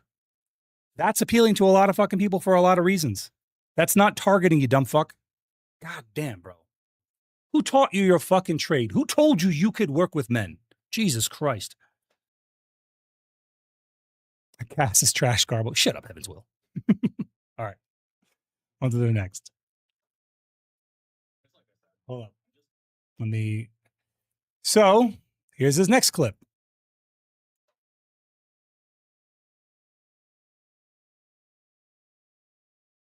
You still got to get out of here. And we can't wait for you to leave. But before you leave, we want to make sure you're not going to absolutely legally fuck and screw over Hildine. Because you have the ability to do so by just being not responsible whatsoever. Read your last? Okay, give me 1 second. Thinking about this now, that might have been a jab at me because he knows I don't have much outside of y'all. Bro. Oh, maybe, maybe Hill. What a fucking shitty human being thing to do, bro. I'm sorry. Like, I hope that's not the case. I mean, maybe it is, maybe it isn't. I hope that's not the case. He doesn't still live with us, but he lives with he never lived with me, but he lives in my town with one of my members who they have a 2-bedroom apartment they share. All right. Anyway, but we've talked about this already. You can go back and watch that part in the VOD. All right. Here's the thing. He says he's glad he left and the drama's over, but he's the one who's bringing it up. Now, again, I'm going to show you guys my conversation with him. This is video number 5. I'm going to show you guys my conversation with him when he left. Okay. This is my talk with him when he had quit the guild. I had to remove him from the channel because he was fucking crashing out. And I didn't kick him from the guild. I just muted him from the channel. He still had access to the main guild channel, but he just didn't have access to the side channels. Because again, he was crashing out. I said, in case you didn't see it, absolutely not. But I have to take some precautionary measures. I'm going to squelch you for now. And I'll talk to Hill. This is, again, in my eyes, and as far as administrative goes, he's still a member of the guild at this point in time. I'm going to talk to Hill about getting you home to your parents. We'll find a way ahead. It's a nuclear last option because in my mind, I'm trying to balance his needs versus Hill's needs. I can't screw Hill over, and I won't, no matter what. But I wanted to balance his needs versus Hill's needs and try and find out what he needed, right? I was like, it's a nuclear last option that puts a lot of stress on him, me, and my family, but you'll get what you want. My intent at the time was to have them break the lease and Hill would stay with me rent-free with me and my family until until he was able to be self-sufficient again. But it's complicated, and I'll get into that later. I said, I have to, for the benefit of the unit, ignore the Serkai tab. I just don't have a role for it now because I had to give him a role that I didn't have a role for. I just needed to limit his channels. All right. I said I'd turn off the lights for the time being, turning off the lights being I had to de-access him from a lot of the Discord channels. I said, I'll make another role for it later. And then he says, very well, it's your guild, one that I am not entitled to a position in. I don't like to burn bridges over impulse, but I will respect your boundaries. I'm like, see, even this doesn't really inspire confidence. It's your guild. No, man, it's our guild. That's the whole point. And then his statement, and this is very telling of him, yes, but you have the authority. I said, it concerns me because I think you want to be here, and I think you're just pushing against people who are supporting you for reasons maybe not even completely in your control. Yes, there's a phrase for this, and maybe you have it. I'm not a psychologist. I misspelled psychologist, but it's worth looking into. You are the type of person who comes to resent the people that support you. You find any issue, no matter how small, to make it justified. And it sucks, man. You know, I am the type of person who genuinely gets joy from helping others, and I wanted to help. The resentment of your parents has now shifted to me. Then the complication becomes this. It's not a matter of if you like me. It's a matter of can we coexist despite the situation, and I'm not hearing a yes. I'm hearing, I will bite my tongue until I don't need you, and then you're going to tell me to fuck off, and that's not friendship on any level. That is you using me. And I showed him, here's an AI response on what AVD is, avoidant personality disorder. I'm like, this is a good jumping on point if you think you might have it. He says, I think in some way you're right. The proximity just isn't right for our dynamic. I don't hate you, but if I stay a hunter, I will one day. Here's the AI summary so you guys can see it more clearly. AVP or AVPD is hating people who support you can be a system of an underlying mental health condition, most notably avoidant personality disorder. The fear of intimacy and rejection, borderline personality disorder, fear of abandonment or intimacy, and antisocial personality disorder, disregard for others. I think what he has, to some degree, is a fear of abandonment, so he strikes the first blow. I don't know. I'm not a psychologist. I'm just giving my opinion on this one, right? And it's characterized by disregard for others and manipulative behavior, which can include disdain for those who try to provide support. I firmly believe he has this bottom one, this ASPD. I firmly believe he has the antisocial personality disorder. Anytime he sees somebody as a position of authority, he tends to lash out against them, right? You can't help somebody who is like this because any help that you provide them will be seen as a negative. It will be seen as a detriment. So it's a really shitty situation to have to be put in. And I hope that no one ever has to go through that with somebody they care about. But going on my removal conversation, I said, I don't know if you have a fear of abandonment. I can imagine you might, but only you would know that. You'd have to be honest enough with yourself to know that. He says, and you value utter closeness with your guildies, and everything about me is contrary to that. I'm like, go down to the reason for this feeling. Do any of those resonate with you? He says, I mean, the reason I don't like to being dependent is because I'm putting my fate into someone else's hands. So I guess number one works. I'm like, if you have AVD, this is a crash out, man. This is not normal behavior. And I don't think you're doing it on purpose. I think you have a feeling, and that feeling is driving your actions, which for him is normal. He is very emotionally driven, right? I said, but the source isn't right. Do you think like we're going to abandon you at some point? Examine yourself down to your core. Is the closeness of the guild something that scares you because you've been left behind a lot? And that fear and the fear is that it's happening again. He says, it's not that. I know that as long as I don't fuck up, I'll be fine in the hunters. But I do fuck up, and I just haven't been able to really feel close to anyone except maybe Adna, Aki, and Zervi. I'm like, everyone fucks up. But you have to fuck up, want to do it intentionally, and refuse to be corrected. Then it becomes a problem. I don't think that is still not a fear that you have. You know the control measure, but the fact is that it can happen. And because there is closeness, that there could be some abandonment, and that scares you. Am I wrong? He goes, no, that's correct. I'm like, okay, so we're making some progress, like good progress. Do you think you may have AVD? He says, almost certainly. I typically leave before I crash out on people, so I don't crash out on them. The issue with the hunters is there's no room to leave, so I do. I said, is that not perhaps a control mechanism to work through this instead of being a slave to this disorder? Perhaps it can be worked through now that we kind of know what we're dealing with and we can find ways to coexist. He's like, We can, but the issue in the interim is you have to kick me. And I know you don't like to put that kind of effort into people unless they're hunters. I'm like, what? This is the why do you want to be, or do you want to be a hunter question? This is why it's important. If at your core you want to be here, I will always find a way to make it work. I don't, and I said, I don't have to kick you. I just have to put space between us, and I can do that without an issue. It won't damage our relation. You know, when I say damage us, I mean our relationship, damage us in the long term. He says, I want to be around you guys, but I don't want to as a hunter. I just can't have that closeness you seek between your guildies for now. I wouldn't be embracing that ideal, and I'd be enduring it at best, so I don't lash out on anyone. I'm like, if you want to leave, you can.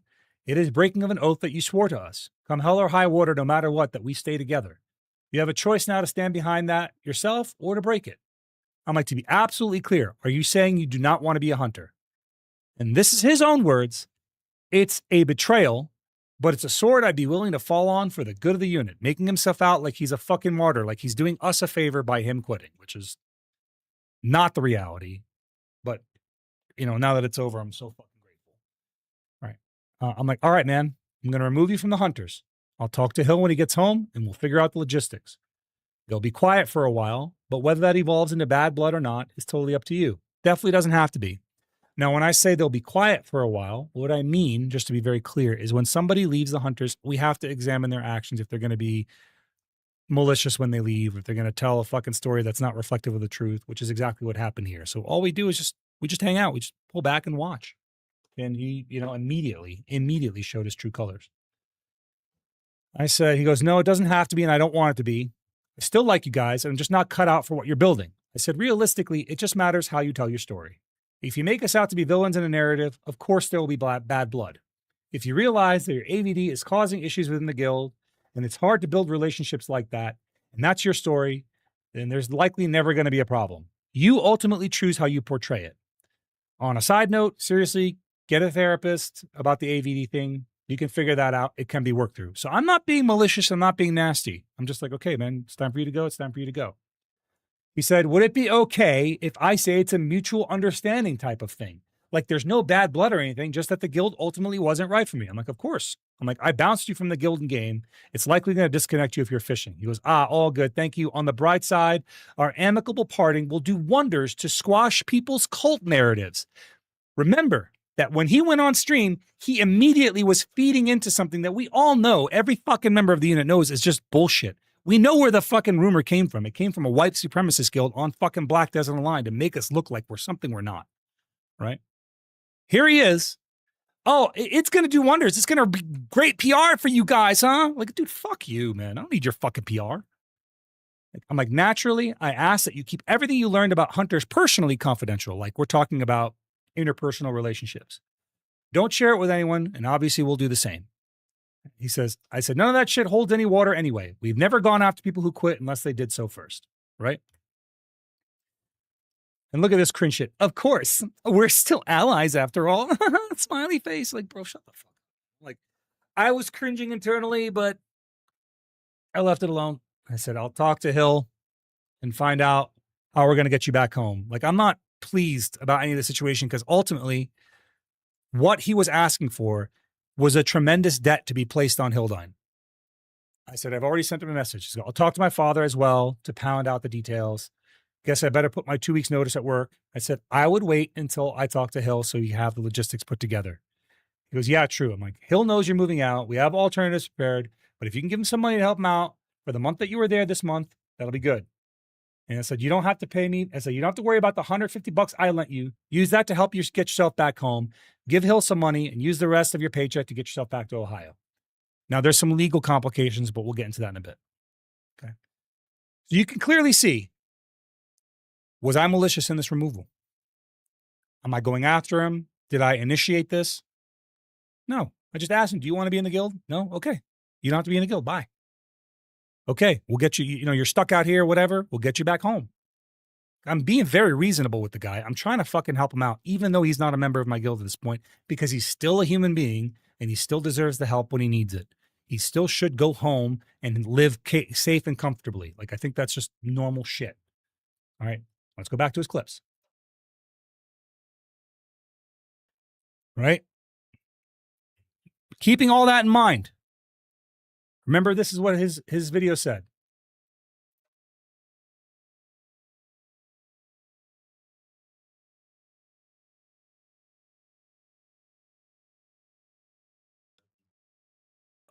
Oh, that wasn't the right one. I think it was this one.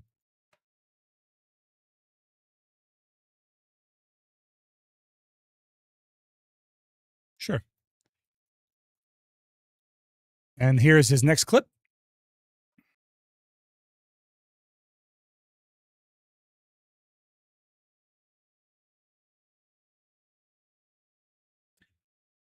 So we were what you needed when you needed it.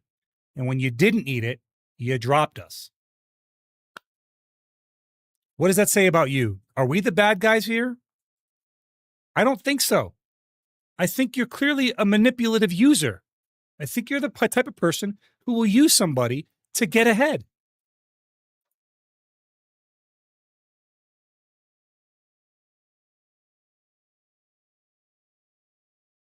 No, man. You're looking at this in the most internet retarded way you could possibly look at it. You just have to be a good friend to the member to the guild, man. You just have to be a friend to the fucking people in the guild. Is the name changing in color red mandatory? Yeah, Caster, it is. And we openly talk about that. We absolutely openly talk about that. We make it very clear. We don't want to surprise anyone with rules. If the rules do not benefit you, do not join the guild. We tell people that all the time. Like, if you don't like the structure, please don't join it. There's a million other guilds out there that will happily take you in.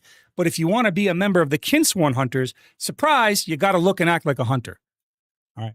Anyway, I've already gotten into that towards the beginning of this video. You can, it's actually still don't join, Chris. No, that's the notice. If you go, look, I'll do it right now. Here, guys, you want to see our guild advertisement? I'm going to show you right now. Let me show you right now my guild advertisement in game, right? Where's the fucking channel spam thing? Where is it? Where is it? Recruitment notice? No, that's not it.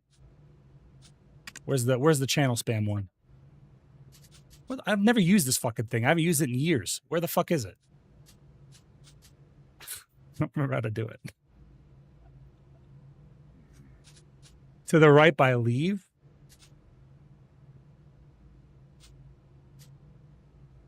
This? Yeah. There it is. There it is. It's been like that for years. Here, I'll fucking spam that shit right now if you're on Caltheon 2. There. Don't join.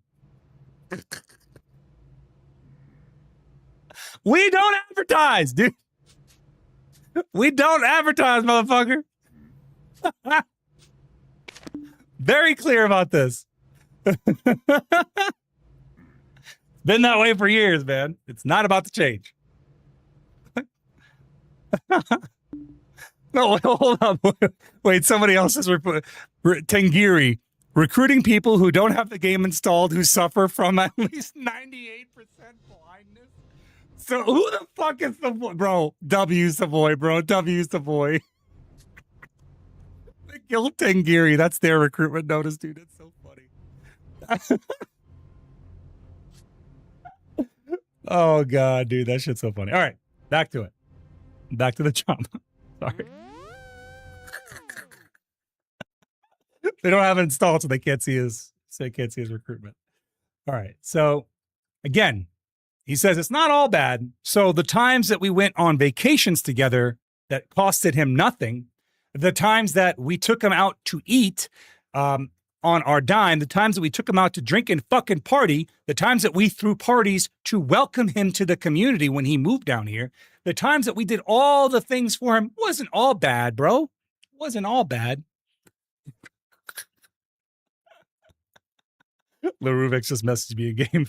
He goes, I saw your guild advertisement and I'm just trying to join. I'm like, hey, you can't fucking read, motherfucker. Annoyed Cherry. I think you know, bro. I think you know. I think you know. Laruvix, you're funny. All right. Moving on.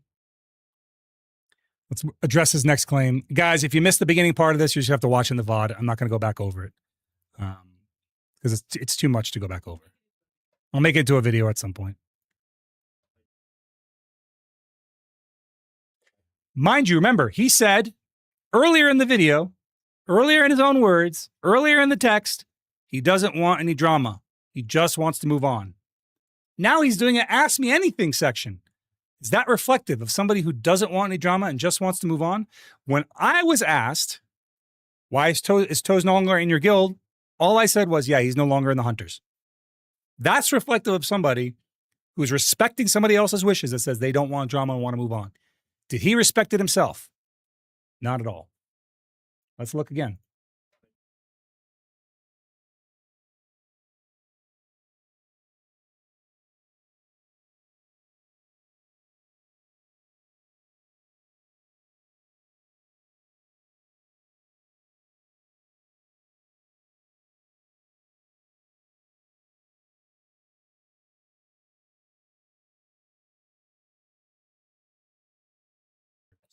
This is two mischaracterizations. He says inner circle, and then he says syndicate. Guys, I don't have any reason to hide any information. Syndicate is just my friend group that's not in the Hunters. So if you are in my Discord right now and you have a syndicate tag, it just means you have access to channels that only members that are also have that tag can access. That's the Hunter Syndicate. I'll give you a good example. Shimiko is in the Hunter Syndicate. Fucking his best buddy, Salty, was in the Hunter Syndicate for a little while. He was in the Hunter Syndicate for a little while. He had been in that syndicate for years. Raminia was a member of that syndicate. It's just a close friend group. That's all there is to it. It's just people that we trust with information that is personal, that isn't like guild personal. It's like I can talk about myself and my kids in the syndicate channel, and I wouldn't talk about that in the public channel, if that makes sense. You know what I'm saying? So when you say it like this, it makes it sound like it's something nefarious. It really isn't. It's just a friend channel. Even Gato Hando, another streamer, recently just got in there. Like, you know, it's not really that crazy. You can publicly see in my Discord who's in the syndicate by looking at the fucking roles. It's not that complex. As far as my quote unquote inner circle, there is a actual policy in the Hunters that is the anti-click policy. We have a very well-known anti-click policy. I don't have a quote-unquote inner circle because the entire guild is my inner circle. That's the whole point. That's the entire point of being a hunter. So it'd be so very disingenuous to invite somebody in and not make them feel like they're a fucking part of the team. The whole point is that even the newest member can message me and Auburn. I'll give you a great example. Auburn, you in my chat?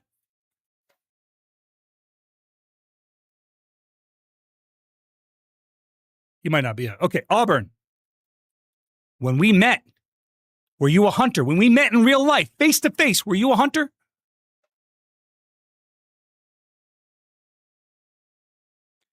Tomorrow, when I invited you over to come fucking hang out and party with us, are you a hunter?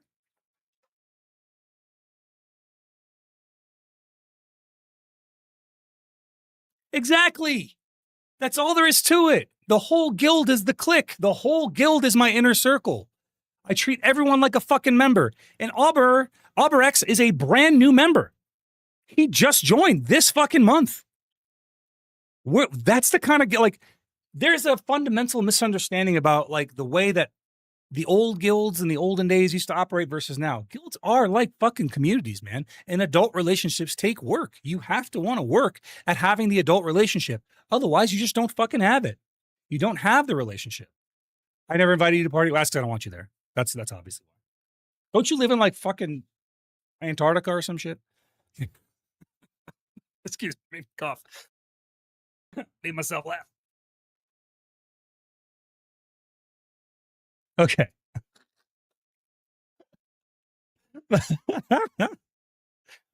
No, I mean, for real, like, I don't have an inner circle because the whole guild's my inner circle. And we actually have a policy in the guild where you can't form cliques. If you start hanging out with specific hunters and treating specific hunters better than other specific hunters, you get talked to by the leadership because that is antithesis to the guild. It's a really, really shitty thing to do. It's not nice to do amongst your friend groups, and it causes a rifts and division within a guild. It's why our guild has lasted for almost 30 years now, and some guilds can't make it past a fucking month. All right, we don't do cliques. Also, Cass, it bothers me a little bit, but you're spelling click wrong. It's CLIQUE. The clicks you're spelling are the ones on a mouse. Not the kind of not the group, not the group of a click. Exactly. It's more like an inner triangle. But the whole guild, like, and I think somebody had said it earlier. I think all guilds are cliques. Yes, but the problem is when you have a guild with a clique within the guild, it starts to create problems within the guild. All right. It is my ADHD pinging. All right. Back to it. Okay, so he says he's in the inner circle. Now, here's him saying, remember, he was feeding into the narrative that, oh, we'll ride the line really well.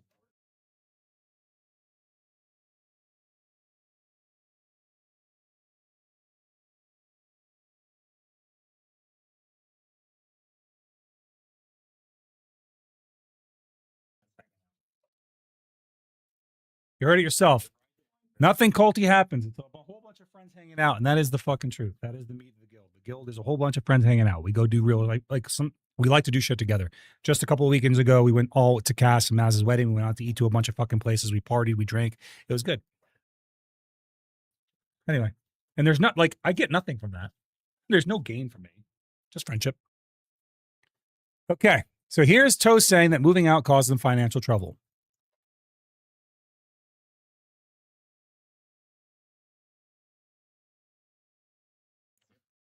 Mind you, the entire time, this fucking loser, this disingenuous little fuck, is winding him up the whole fucking time. Look at this guy fucking blowing him. Sachikoro, you fucking fat cunt. Where did you learn your fucking trade, bro? Where'd you learn your fucking trade? You disingenuous little shit. God damn, winding this fucking guy up. You knew what you were fucking doing. You knew what you were fucking doing. You were taking advantage of this fucking idiot. He's a retard, and you're taking advantage of him. Either that or you're both retarded and you're just fucking pinging off each other. I don't know which one it is. Anyway, I disregard. Or not disregard, I digress. Him moving out caused him financial trouble. Let me replay the clip. Sorry.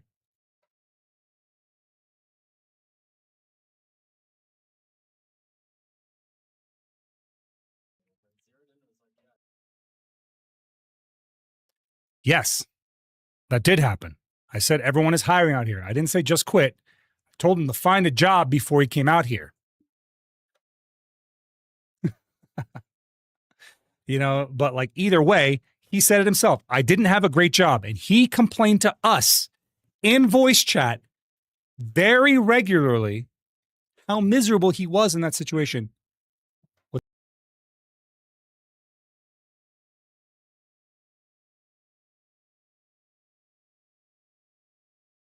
Give me 1 second, guys.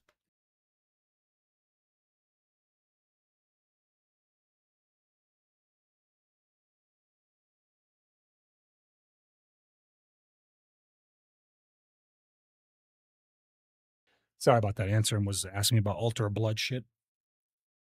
But I lost my train of thought. Fuck. Yes, he himself said that he did not have a great job and he was miserable at that work. He constantly talked about how he was overworked, how his body wasn't handling it well, how he was at a caloric deficit, how he was physically worn the fuck out, how miserable he was working there. He told us this shit almost every fucking night, man, along with how miserable he was where he lived. So like, we're his friends. What the fuck are we supposed to do? Say, go fuck yourself?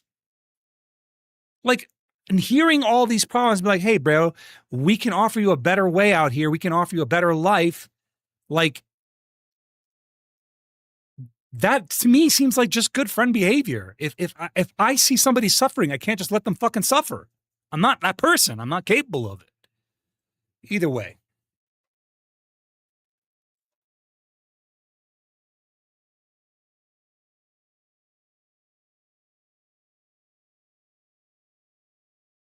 He said, everyone is not hiring out here, but the issue isn't that they weren't hiring. The issue is that he's very picky, as we discussed earlier. He didn't want jobs that had him working in customer service. He didn't want jobs that had him working. Walmart and Target were beneath him, he said. Food service was beneath him. And again, if you work in food service, Walmart or Target, I'm sorry. I don't think that's the case. I think those industries are I think we need people in those jobs. And if you work those jobs, I'm thankful that you do. I don't give a fuck if all you do is fucking, pull fries out of the fryer at McDonald's. I like my fries crispy. Please do a good job. Don't spit in my food. I need people like that. Like, we need those guys to exist. I don't think anyone, if you are out there and you're like, I can't find work, and you're not willing to find work, you're not willing to cut your hair, and you're not willing to work with people face to face, and you're not willing to work in customer service, fucking, like, you have to be able to do these things because we need people in those positions. Like, not just that, but you limit your job offers, your job opportunities severely. Not being able to work with people in a professional manner limits your ability to get any white collar job. You can't work in fucking IT because you cannot work with customers, bro. I work as a software engineer, but I look back on my time as a dishwasher in restaurant following. My first job that I got when I came back to the United States was fucking Taco Bell. I worked there for like a year.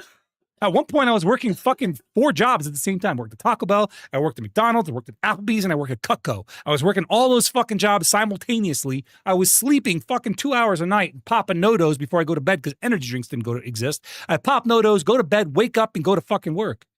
And vector marketing, which was the Cutco knives, that shit was self-employment, and I was working for fucking nothing. And remember, I told you in the very beginning, I struggled a lot. I got to the point where I am now. I'm as successful as I am now because I fucking went through the hardest times, and that's why I help people out. Either way, it's not that places aren't hiring out here. It's that this motherfucker is just too goddamn picky to work at any other place. He needed the place to be a night shift where he does not interact with human beings. That's what he wanted, which severely limited the amount of jobs that are available to you. It narrows it down a lot. Now, in the next video, he'll tell you why he's poor because of the Kinsworn Hunters.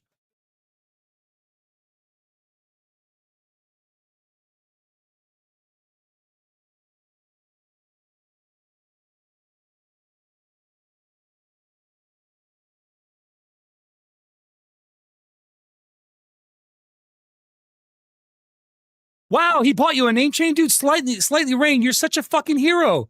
Slightly Rain, did you pay for his fucking car insurance? Because I fucking did. He was driving around illegally. Did you buy him groceries? Did you buy him recreation? Because I fucking sure did. Let's show you. No, that's not the right screenshot. Here you go. Buying shirts for the Oasis, because we all have matching shirts. Grizrek bought his shirt. Hey, man, shirts are going to be $35 a piece. Grizrek, the fucking absolute Chad that he is. Best I can do is 40. You're negotiating the wrong way, Grizrek, but I respect it. I said, best we can do is find a way to cover Hill so you can wear it with us. And then Toes goes, can I just reuse my TwitchCon one? I said, you can if you really want to. I like the updated text, though. It's saying Oasis on the back top instead of the Twitch logo is dope, especially at the Oasis itself. And then Grizrek says, I'll chip in where needed. Let me know. I'm like, I think Hill is where it's needed. Can you front him $35? He says, best I can do is 40.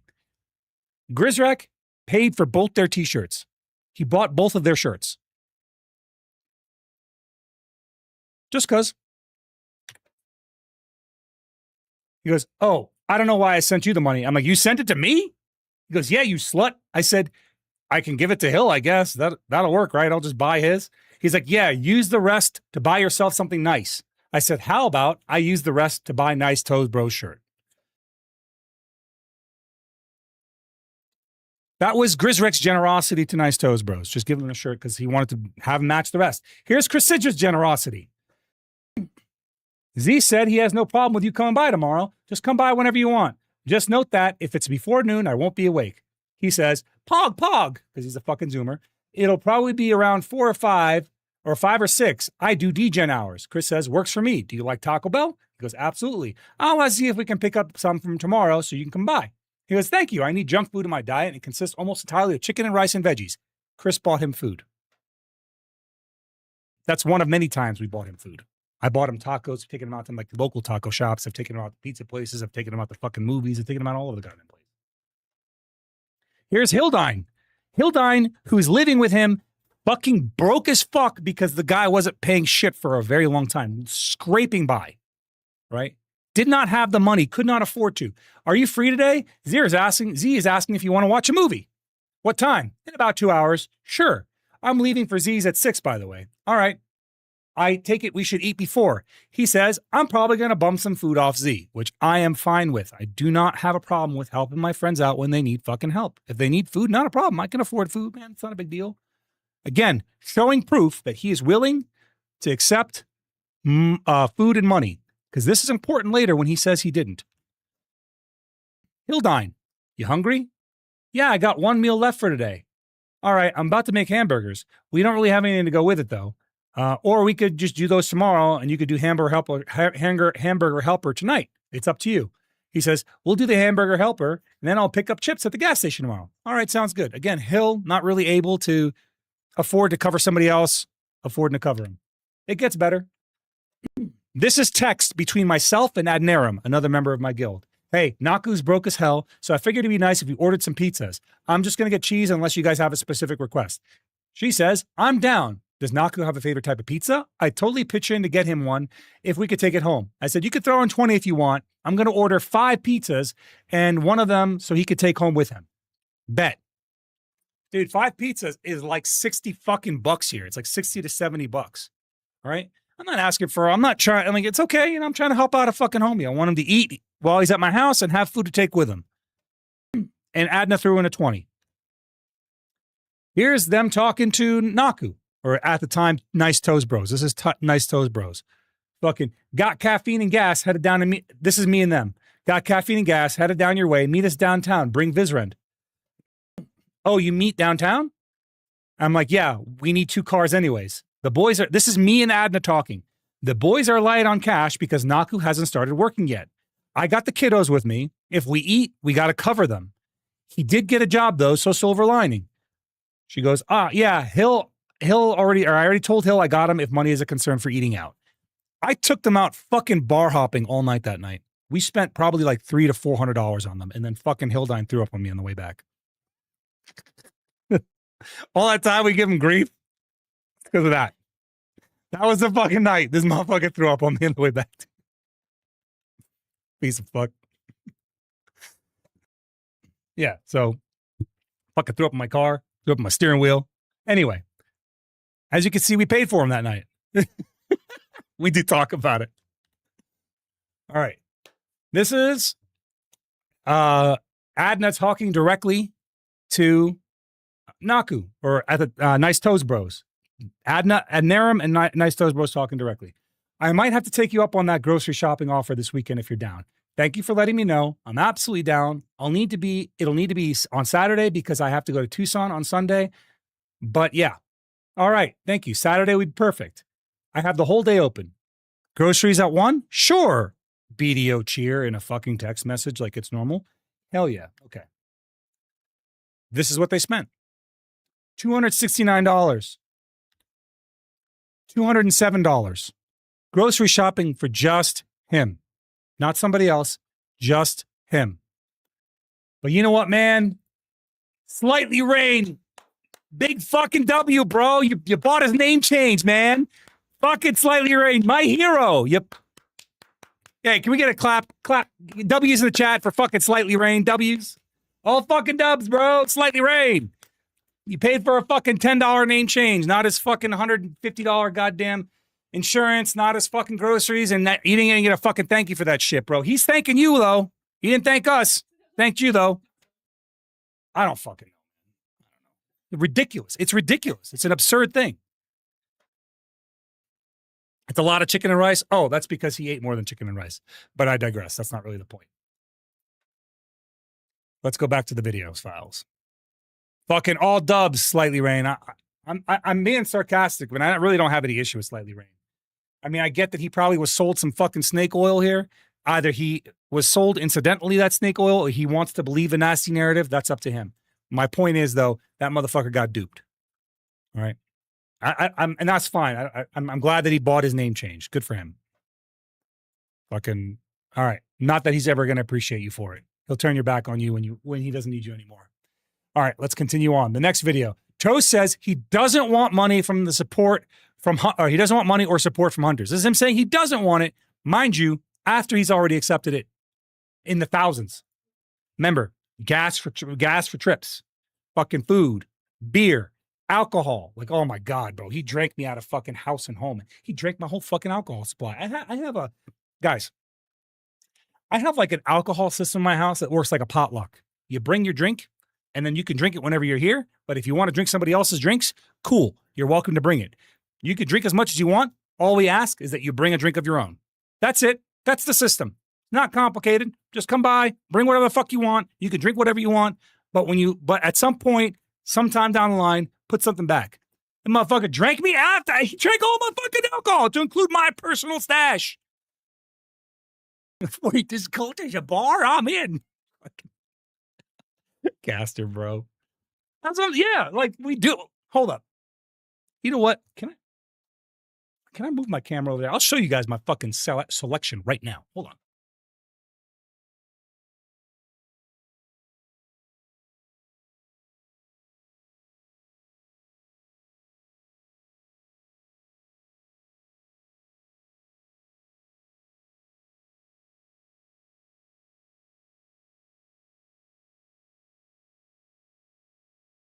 Anyway, he drank me out of house and home. I'm not gonna do that. I have to go over there, and I can't move the camera over there. All right. Joe said he's out of the hunters and he wants to be himself, as if he wasn't himself when he was here. I don't know what the fuck this means.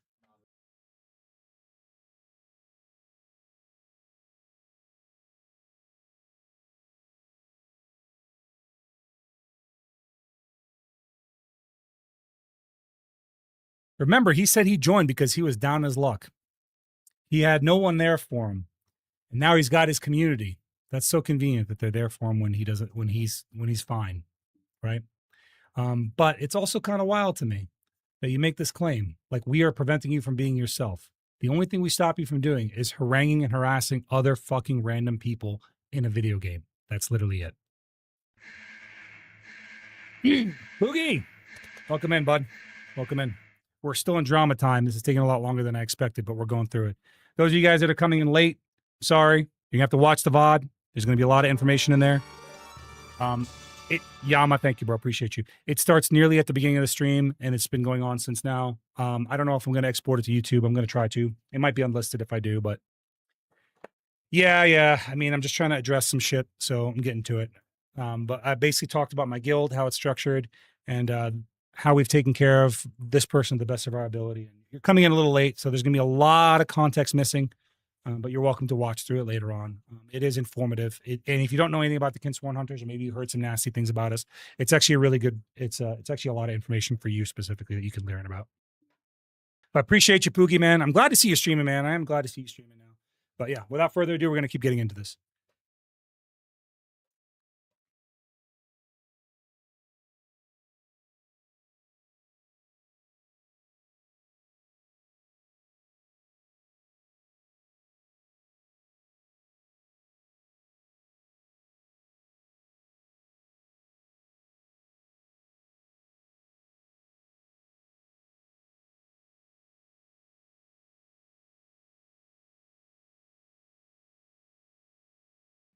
Okay. Stream Zeroden is different than non-stream Zeroden. I'm pretty confident in the fact that I'm the same person everywhere I go. I say this a lot, and I don't think there's a lot of people out there that have met me, and I'm the same motherfucker everywhere I go, to include when I'm at work. I'm the same guy. Tag me in. All right. Let me open up here, Adna.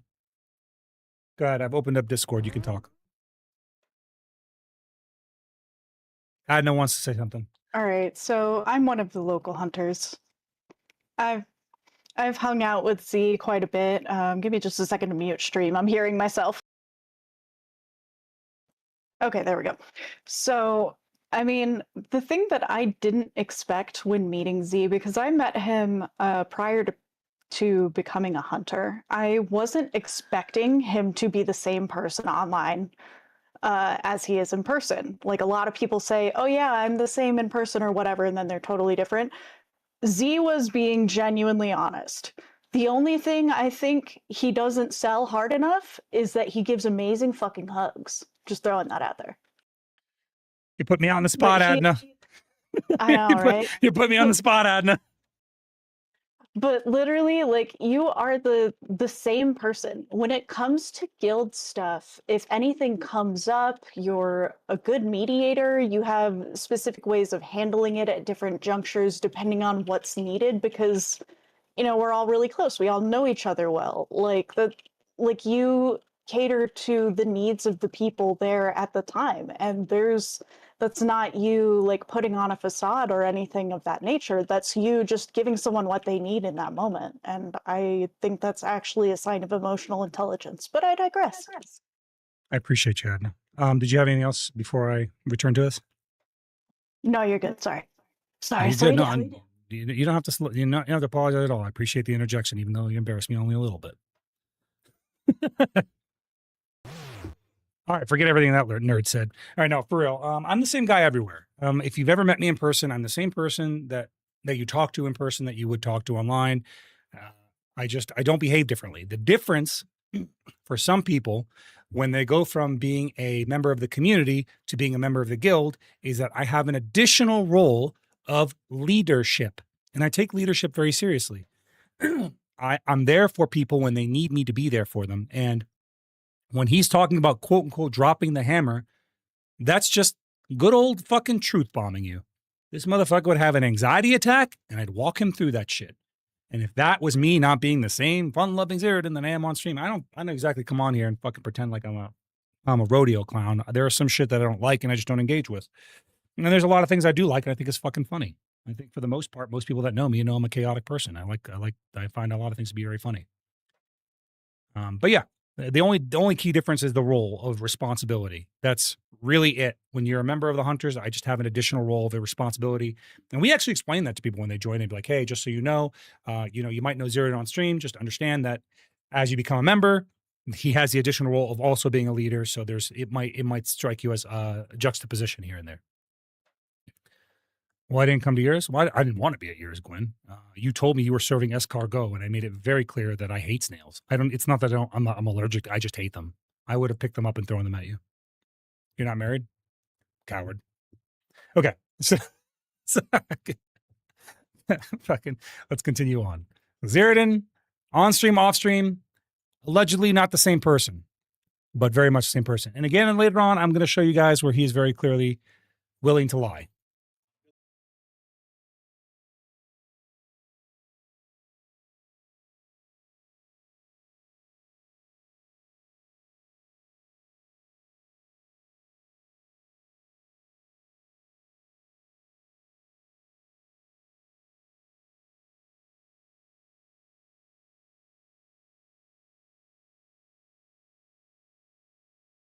There you have it from him, not me.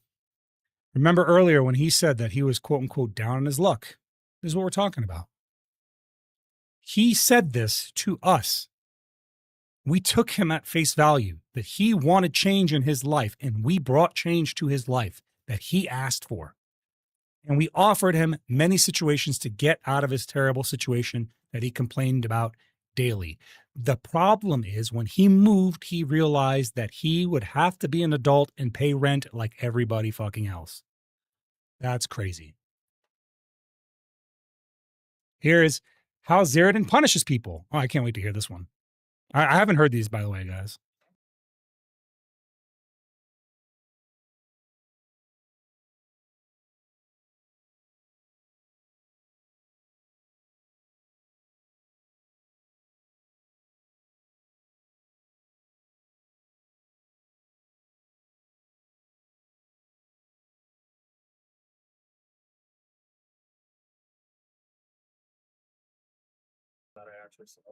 Yep. Sure as fuck would. Yep. Hildine's been there. You fuck something up, we're going to fuck with you. We're not going to, there's no punishment. There's no real punishment. The only punishment is the fucking, we're going to fuck with you because you fucked something up. I'll give you a great example.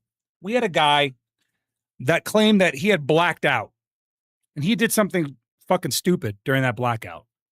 And when we asked him, hey man, what happened? He's like, oh, I was summoning demons. So I blacked out. I'm like, you're not being real with me. Like, you're not being a real person.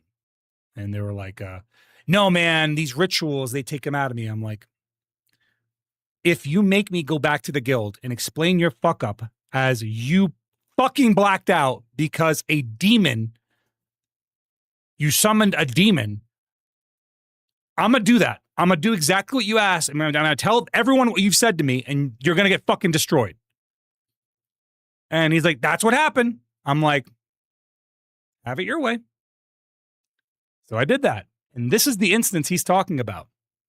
We fucking roasted that motherfucker for like 3 days until he came back. He was like, yeah, I think it was just a sleep-deprived retard. And we're like, we know. We knew you were a sleep-deprived retard. Like, bro, we would tag him every time. We're like, oh, I can't remember what happened. I must have been summoning demons. And we would just add him in the Discord. I'm sorry. But if you can't handle that shit, it's because you're a fucking pussy. You're a fucking pussy if you can't handle a little fucking joke in between friends, especially when you know they're not out to get you because they caught you in a fucking lie. And in his case, like, here's a good example. He'll die. We have a naming protocol, right? We have a naming protocol on the Hunters. And on our protocol page, it says, do not use underscores under any condition.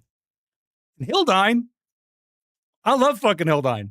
But when what was it? What was that game? Rainbow Six? What was the game? It was some fucking Ubisoft game, I think. They were playing it. And Hildine, Division 2, that's the fucking one. And he made his name Hildine_Hunter. And I was like, what? The one thing we tell you specifically not to do, you did. For like a month until his name was changed in the division, in our Discord, his name, chat, Hunters, type out what his name was in our fucking Discord. Type that shit out right now. We changed his name in the Discord to that. Nothing's wrong with it. It's just not protocol. It's just not the rules. It's not that it's wrong, but in the construct of the Hunters, it is wrong. Yeah, no. We had Game God fucked it up too. Game God fucked it up too. I think we gave Game God an even better one. Game God gets it every once in a while. If you pay attention to Game God's name on Discord every here and there, he'll fuck it up. He's the original napper. That bro will sleep through an earthquake. If the whole planet was shaking because a fucking meteor was about to strike, he would be asleep for that shit. He is the original napper, bro. He's just a little eepy guy, bro. He's just a little eepy fella. Yeah, just a little leapy guy, Hunter. Yeah, he's just a little sleepy. All right, I'm done memeing. All right, but that's how we quote unquote punish, right? It's like it's social punishment. You know, it's like it's not a real punishment. You're not like fucking nothing's taken from you. You're just gonna be treated like a dumbass because you did a dumbass thing. That's all there is to it. Like, oh no, it's so fucking complicated. Or maybe you just have normal friend groups and that's how it is in friend groups. All right. And it doesn't matter. Even if you punish Game God, he's going to sleep through the punishment anyway. All right, let's he's the original napper. I don't know if you guys don't know this. All right.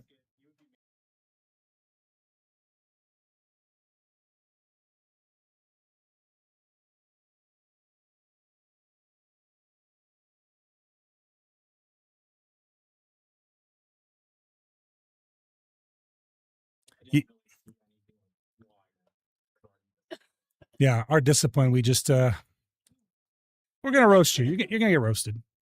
And I'm okay with that. That's the culture. I'm perfectly fine with that culture. If you don't like it, don't fucking join.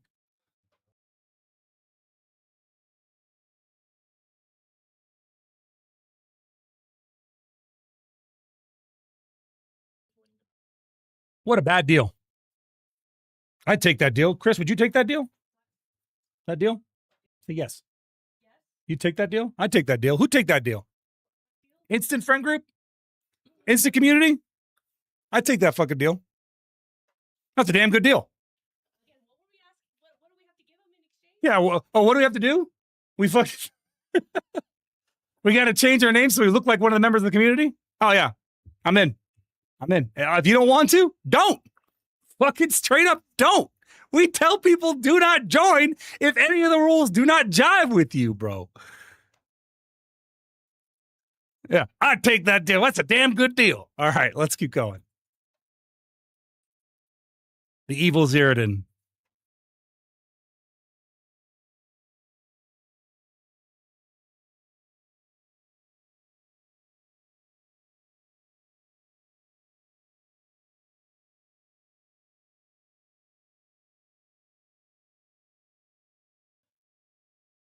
But remember, Sachikoro in his chat, hyping him up, working him up. You guys want to see my fucking my homeless prison chamber that I fucking have?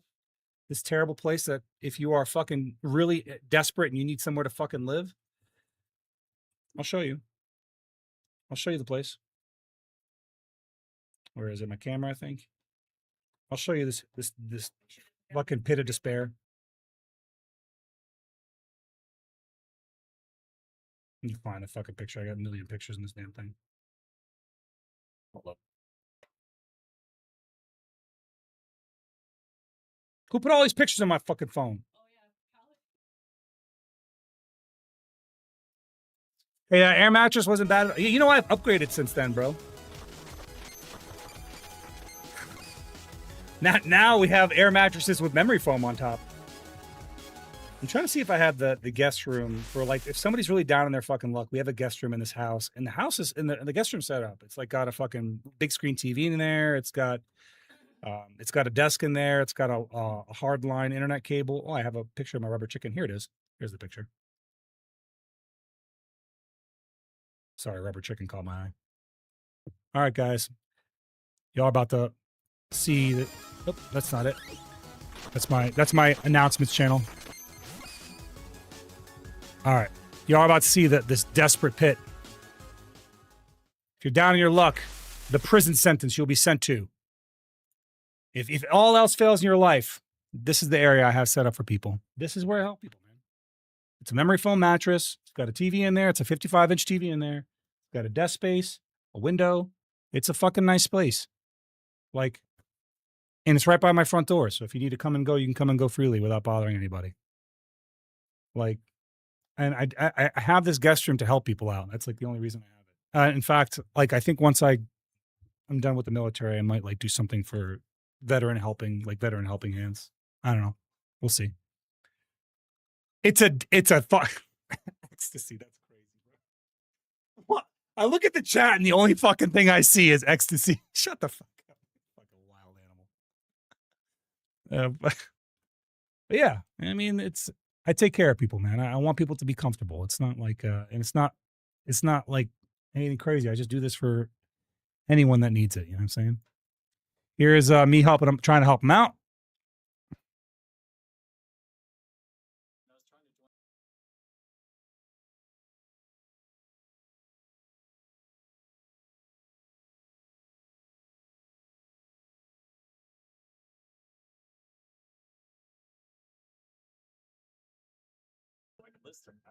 Like I said, what a terrible person I am. I helped out somebody who before they were even a hunter. Boy, oh boy, when am I going to learn my lesson, man? When am I going to learn my lesson?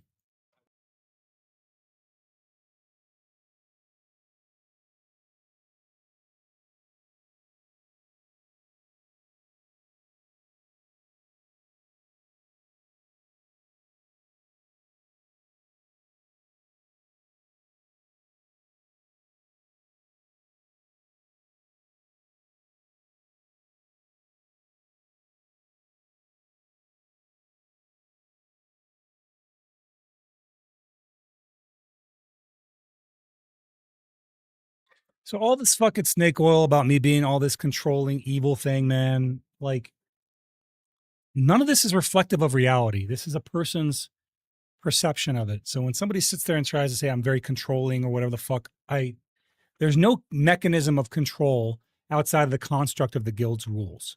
And we all follow it, to include myself. Yeah, he's poor and he's going to Vietnam. I mean, don't worry about it makes sense if you don't think about it. Remember, he was miserable with his old job. Told us all about it. You saw it in the text, and you'll see it more later on when I pull up the screenshots.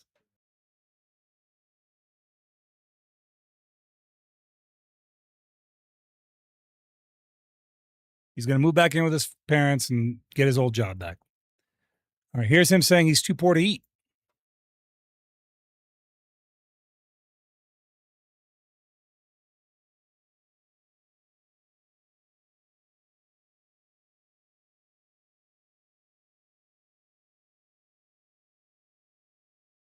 There's not been one fucking time, not once, did he ever have a situation where he was truly in threat of not having food in his stomach.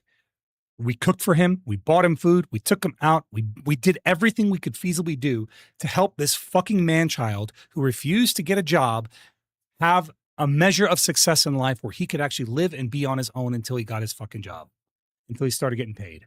But the problem is he's not patient. He's freaking the fuck out and he wants to go home, and that's fine. He wants to go home. I'm fine with that. Not an issue. But to sit there and turn around and start feeding into these narratives. Look, something cults do is indoctrinate people. Look at this fucking snake, this fucking rat right here, feeding him into this shit. And Heiress of Shadows, bro, you've met me in person, you fucking cow.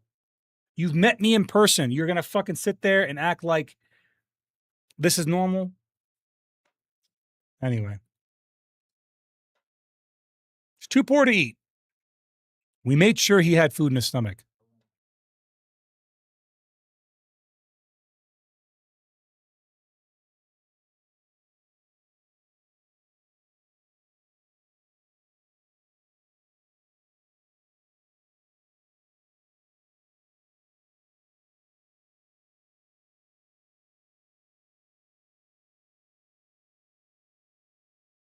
The problem with this narrative is he was trying to sow this idea that we were making it so that he could only eat what we told him to eat.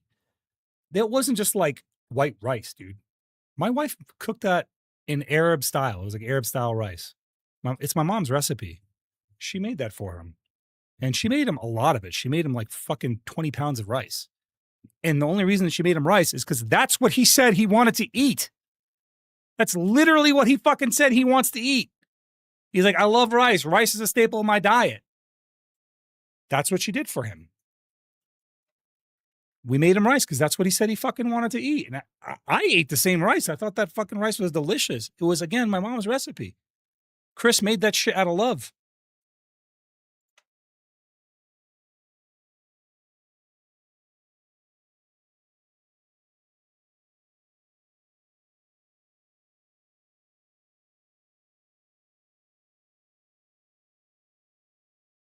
Yes, I have. And I'll do that again because that just seems logical.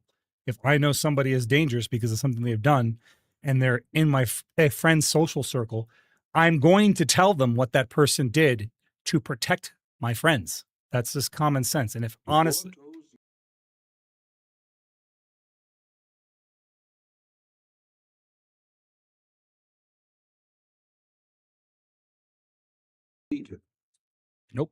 nope, not at all. But yeah, this is like, if it was me and somebody doesn't tell me something, I would see that as a personal failure. If you know that there's a shitty person in the community and they're trying to be in my social circle and you don't fucking tell me, you're complacent in their shittiness.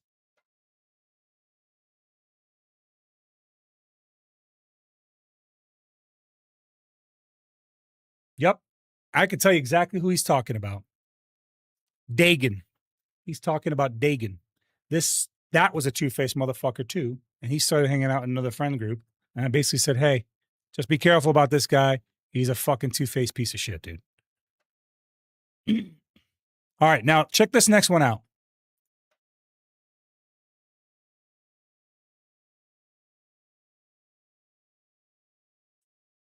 Listen to this. This is this motherfucker right here, this two-faced little fucking snake. Let me get out of the way so you guys can actually see what he's saying. Because again, he is getting riled up in the fucking chat, and this dumbass is believing he's just eating it up because he's too stupid to know the difference. The last step is to request more and more from this newly, fully indoctrinated person who is now fully committed to the cost of trying to leave. Requests become more and more invasive because the cult knows you have to comply. You have no other choice. What requests? We didn't ask shit from this fucking guy. Nothing. We've asked for nothing. Look at this fucking retard regurgitating chat GPT bullshit, fucking riling him up. This fucking asshole is farming this guy for content who I now have to defend myself against these open ass fucking wild claims, bro. Sachikoro, you are a piece of shit, bro. You are a shitty human being for doing that to this guy. He is an idiot and you fucking made him do this shit. Just be honest with you. You're a fucking piece of garbage. Anyway, yeah, is he fucking, should he know better? Yeah, he should know better, but he's obviously kind of fucking retarded. Anyway, I apologize. Let me fucking continue on.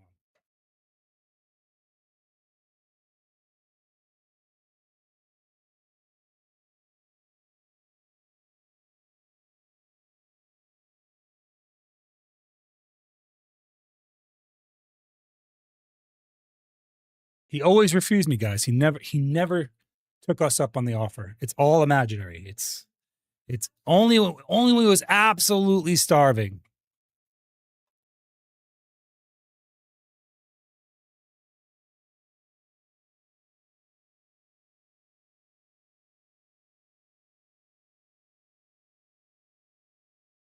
Oh yeah, I bought him a rice cooker for Christmas.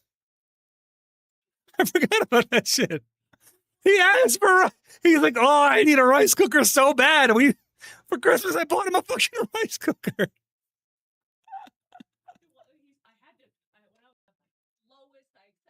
When I was at my lowest point, I accepted right. Motherfucker, I bought you a rice cooker, you fucking ungrateful ass.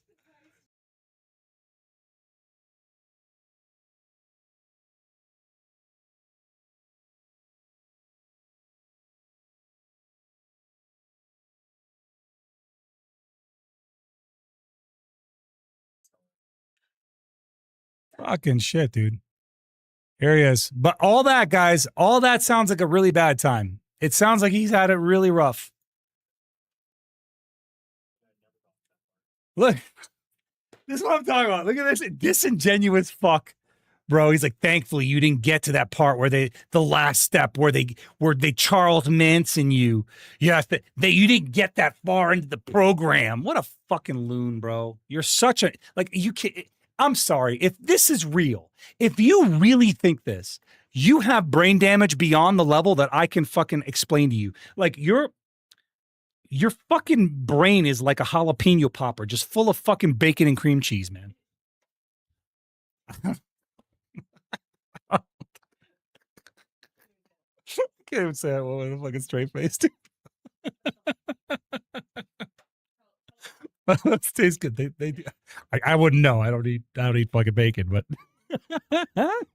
I'll take your word for it. But yeah, he's saying it's not your. Trust me, bro. It's all a part of it, dude. I know.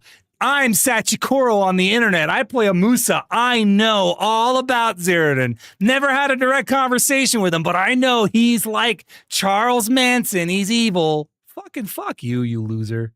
Get me out of your head. Give the fucking mental image of me you have in your head a break. He needs a fucking rest. He's been running too many laps. I haven't fucking ever interacted with you. That fucking version of Zeroden needs some downtime, bro. I feel tired just thinking about him.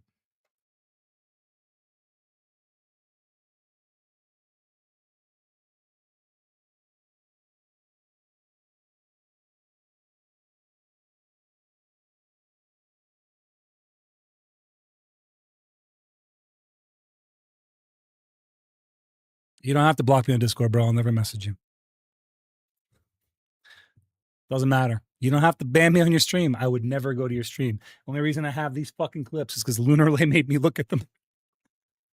Because of the fucking everyone else asking him to get involved, which asked me get involved. That's the only reason we're here right now. That's the only reason we're in this fucking present timeline, dude.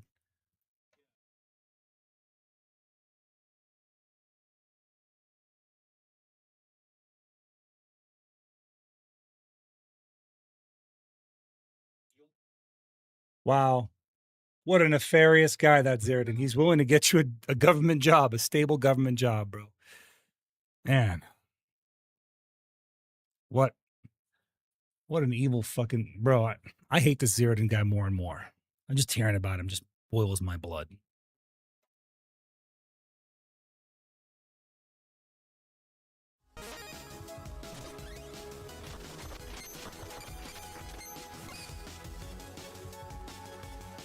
No, Ravikar, I won't. You're not in my inner circle. I won't do it. You're not in my syndicate. What the fuck, bro?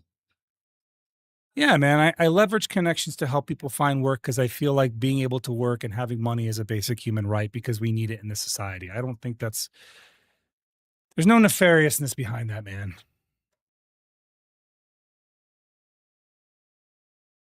Which is why he couldn't find fucking jobs out here.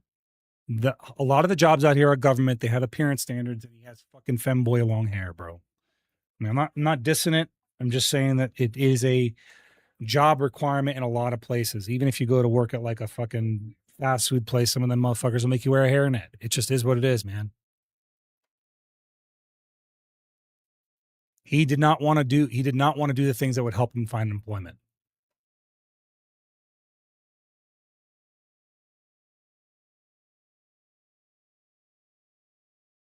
Guys, he prefers to live his life and doesn't want drama so badly that he actually went on another stream and talked about this.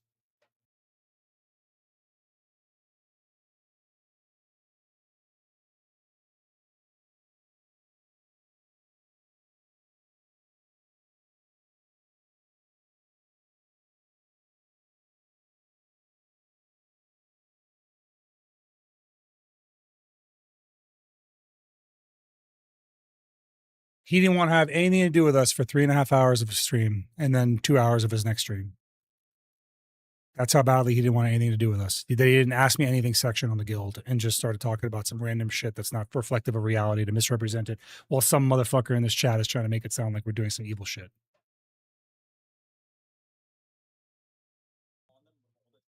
1,000%.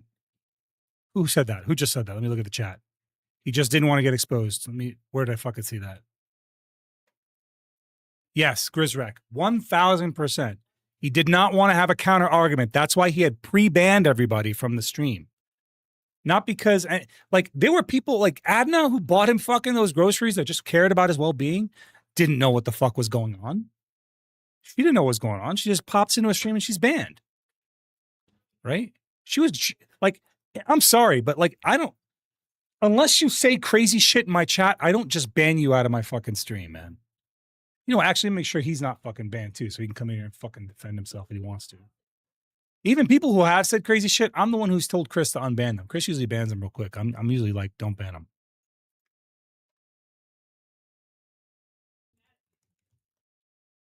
Yeah, he's not banned. He's not banned in this channel. I don't need to. I can defend my fucking self. My position is defensible.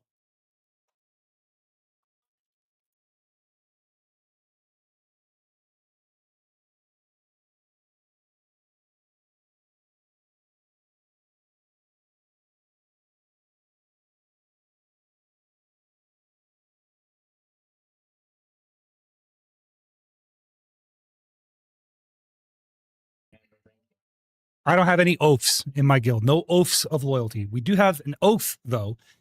It's, guys, I'm going to say something crazy here. Guys. Yeah, we'll talk. I don't mind talking about the gender protocol, Kyle. I'll talk about that in a second. But guys, I'm going to give you guys know when you watch a movie and they say the title of the movie in the movie? You guys ready for this? Kinsworn Hunters. Sworn Hunters. My mind's blown. Mental boom. It's in the fucking title. We are the Sworn Hunters. There is an oath. Yes. Fuck. You don't want to take that shit, don't join. We don't even fucking present it right away, man. It's like fucking, it's like, you know, you're in for a while and we're like, hey, we decide your trial period's kind of like coming to an end. We want to keep you. Do you want to fucking become a full-fledged member? Yes? Cool. Oath of loyalty. No? Cool. Get the fuck out. Actually, we don't even kick people out. We just tell them like, hey, you know, if you need more time, no problem. Literally what we say at every promotion is if you need more time to think about it, dude, not a problem. Not a problem. We will never force somebody to take the promotion. Not once. As far as the gender protocol, yes, a gender protocol exists, hello, Kyle. The way it works in the Kinsworn Hunters is like this. You know, and I don't mind being as detailed as possible because I'm on stream, but I don't do this all the time. It is on my website. It's clearly listed there, but I'll explain it anyway. Let's say you are a male in real life. You'll play a male character. Now, the problem becomes when you play a game like Black Desert Online or a hero shooter where characters are gender locked. Now, this becomes complex because that sucks, not being able to play a play style because of a certain gender locking. And I fucking hate gender locks. I do. I think they're fucking terrible. But like in World of Warcraft, it's not really a problem, right? If you're a male, you just play a male because you can play any class, any race combination. In hero-based games, that protocol doesn't apply. You are not tied to the gender protocol. That is called a caveat. We have caveats in place for games that limit your play style based off of gender. In Black Desert Online, we use the tagging system. So you can either, if let's say you main a Megu and that's the only class you really want to play, You want the Mago to be your main, you can have the Mago as your main, but you must tag a male character, right?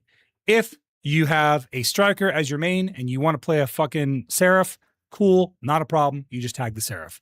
If that does not suit you, then don't fucking join. We literally explain this to people before they ever get to the membership process of the guild. This is part of the interview before a guild invite is even sent your way. We explain this in black and white from top to bottom. That is it. That is the high and low of the gender protocol. You can literally play any class you choose to. You just have to tag your correctly gendered character. That's it. And the reason that we don't modify it so there's none is because I am not willing to break long-standing guild rules for a game that's a fucking fraction of the guild's age. The guild is almost 30 years old. Black Desert Online is almost 10 years old. The chances that the Kinsworn Hunters outlive Black Desert Online are pretty fucking high. And I'm not about to fucking sacrifice my guild standards internally for a game developers because they're too fucking lazy to program male versions of every class. I think that's lazy, and I think that's how I fight that shit. Anyway, continue on. Exactly. Gender protocol wouldn't be a problem if it wasn't gender lock classes. But even with gender lock classes, it's not really a big problem unless you play multiple female characters. Then it can be kind of fucking annoying. And I empathize with that. I really do. But it is what it is. I mean, you know what I mean? All right. So we don't pressure you until after you join, which is we don't pressure you at all. There's no pressure. It's literally a fucking... you are learning about the guild and you are making a determination if you want to be in the guild as time goes on.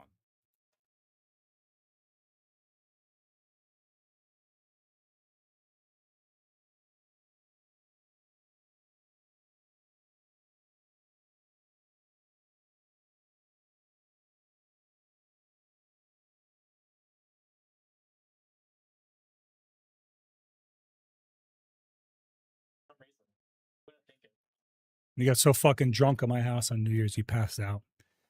Even I have female characters that just swap tags. Yeah, if you have like multiple, like it's not like tagging is that crazy. It's just expensive. Like it's just annoying. But like it's annoying all across the board. I also agree that I'm annoyed. I'm hearing stuff about free pizza, liquor, and Taco Bell. Sounds like a pretty shitty place to. Yeah, God damn it! I got a rice cooker for being in this motherfucker. I hate it here. But you know what? Since I left, fucking, I got a family name change. Big money. I'm up huge. Okay, anyway, let's keep going. Loves to drink. He does. He is an alcoholic, and you'll hear that reference many times over.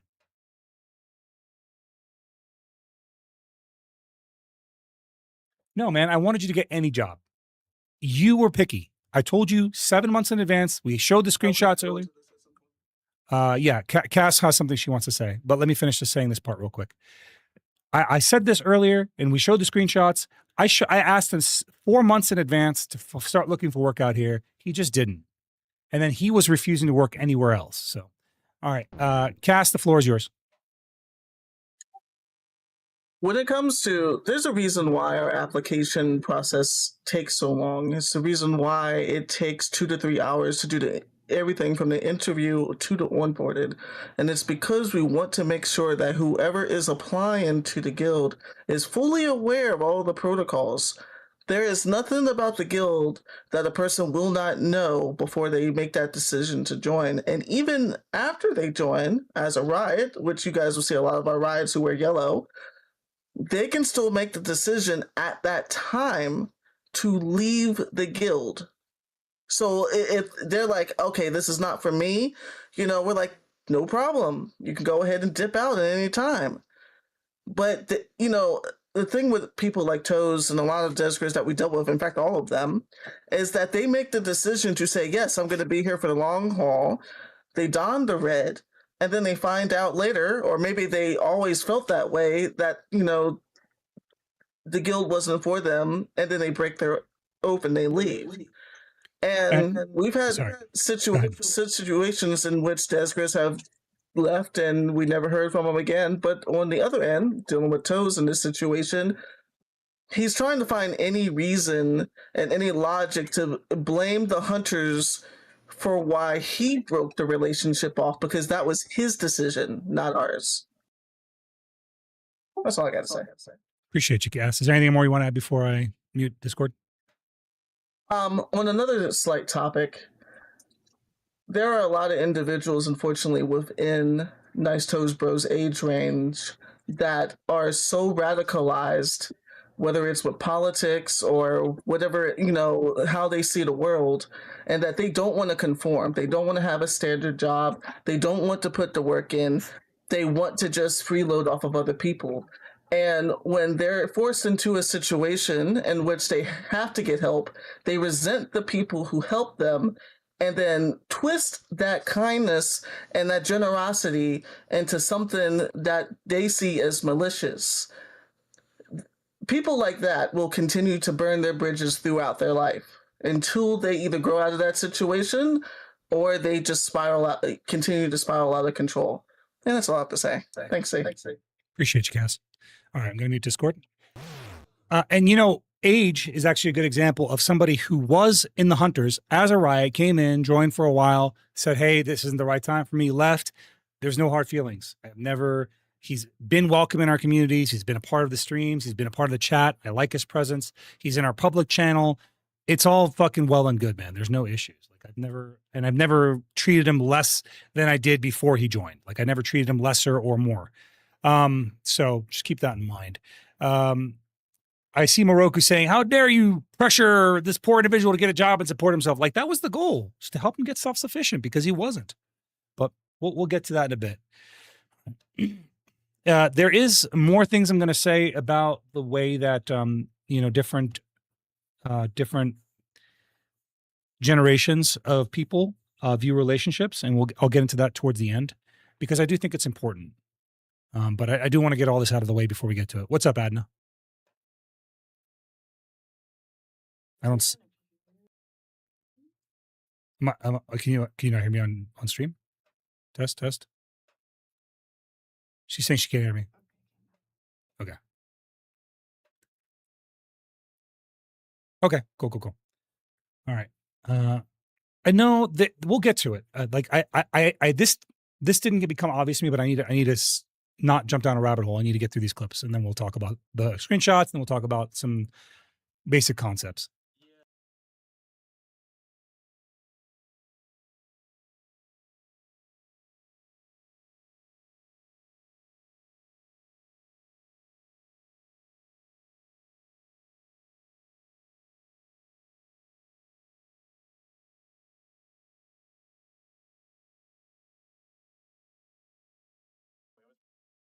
We've already talked about this. This is about his pickiness regarding, jobs that were available to him. He didn't want to work jobs that had him dealing with any other human beings. And that was part of the problem. It's not that the jobs weren't available to him. It's that he was too picky. He didn't do any research. He didn't try to apply for jobs before he came out. And the savings that he burned through weren't even expenses for his living. It was fucking his food and his car payment, which is $550 a month, and his car insurance, which is $150 a month. That's where all his money went. Just FYI. Things he would have had to pay for even if he wasn't here. Listen, guys, I know you're hearing car payment and thinking that's crazy. Go back to that part of this VOD, I promise. It's wild. The car payment thing is crazy. There will be evidence of that later.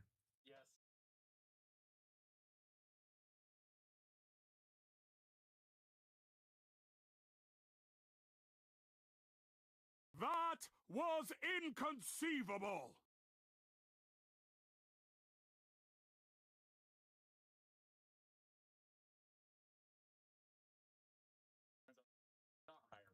Yeah, the now hiring signs out front of every single business, because this is a military fucking area, and everyone here is in the military, and the town is in desperate need of workers, and we have a shortage of workers.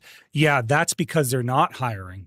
Or is it because that you're just too fucking selective over the jobs that you want, and you do not want to pick jobs that require you to know, require you to change your maybe appearance, or that give you benefits at the cost of, your fucking long hair or some shit. Or maybe you have to talk to somebody in real life and that scares you. Those are the problems, man.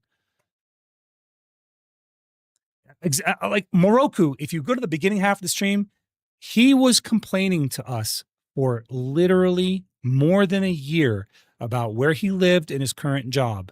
He was complaining to us about that every day on voice, in text chats, and you're going to see some of that a little later on when I get back into the screenshots. Like, we were just trying to help him out, man. And we did help him out. He just has anxiety and regrets his decision. That's all it comes down to.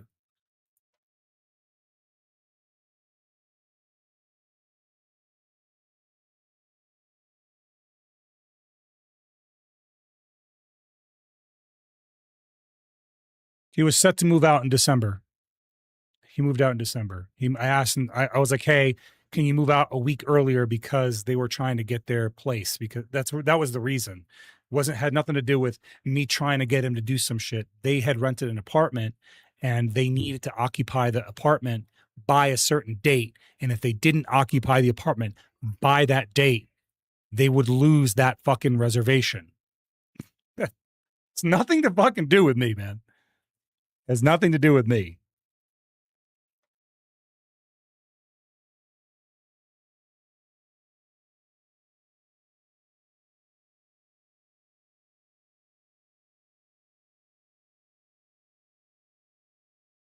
You guys saw the chat earlier. Is that what happened? Is that reflective of reality?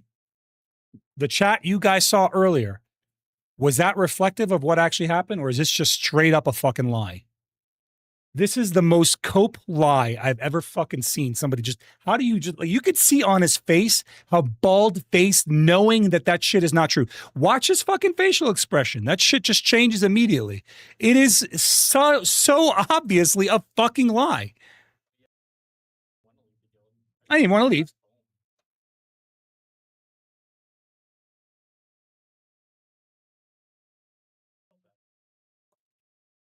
Not anywhere was that ever even indicated.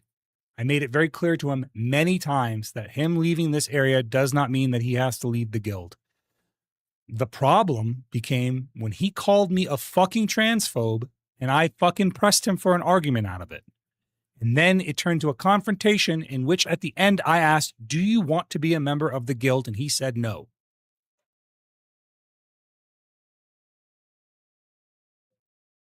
Yeah, I'm glad I fucking did too, bro. I would have rather have gotten rid of you now than 2 years from now and then have to deal with 2 more years of pain lost over you.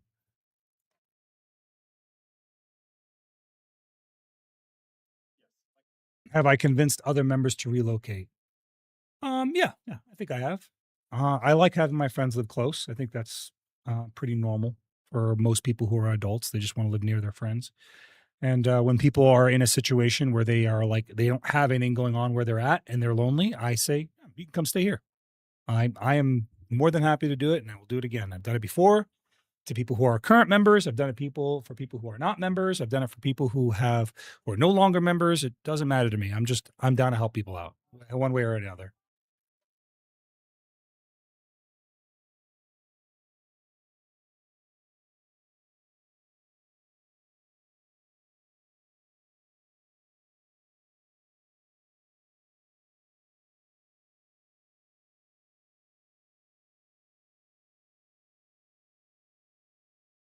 Drama streams. That's crazy, because you did a drama stream for like 3 fucking hours. You guys are just seeing the highlights. You're just seeing the highlights, guys.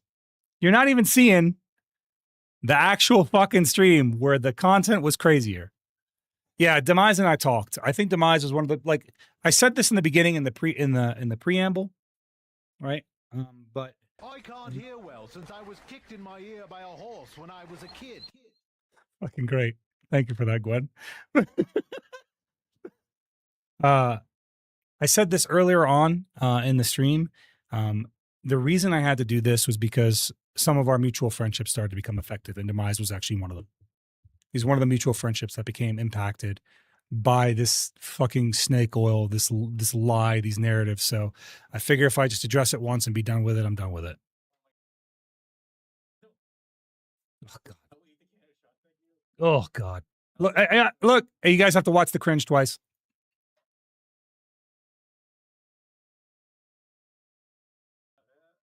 There it is. There, the cringe.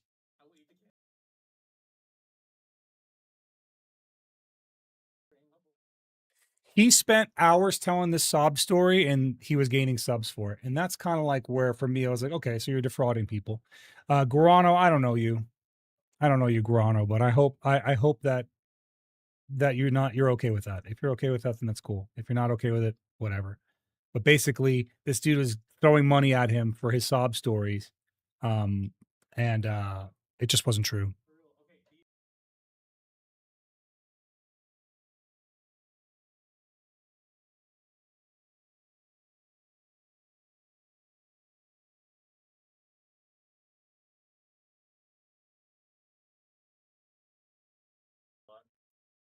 Yeah, that's crazy. That in the time that you were in the Hunters, you were able to build up a community and a support structure that supported you outside the guild. Isn't that crazy that happened? Boy, oh boy, how did that take place? Maybe because the guild was also supporting you and wanted you to be successful, and we never held you back.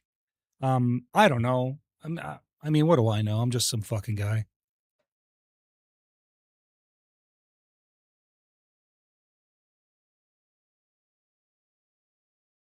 There you go. The most he's ever had. He told his sob story and gained the most money he's ever had.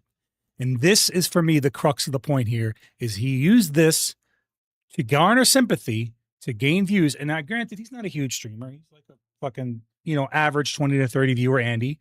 And this gave him that 10 to 20 hunter hater view bump. Cool. Hunter hater view bump. You got it. And he got money for it. He got paid money for the view bump.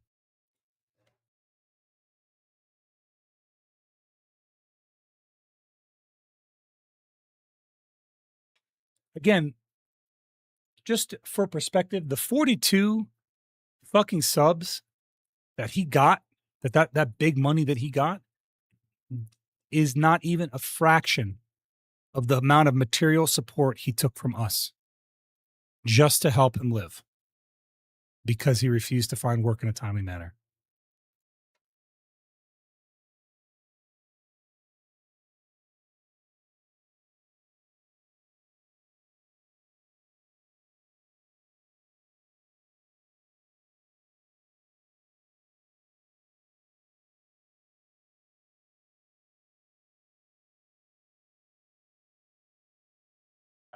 Oh, I'm so glad we got this part.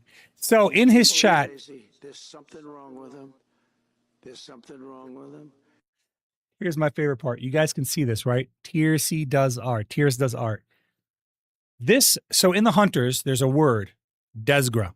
That's how we describe really quickly former members of the guild. If you're an ex-hunter, if you took the oath and you failed out, you're a Desgra. If you're a riot and you left, no hard feelings. But if you took the oath and you broke the oath, you are a Desgra. That's a mech warrior term. I did not make that term up.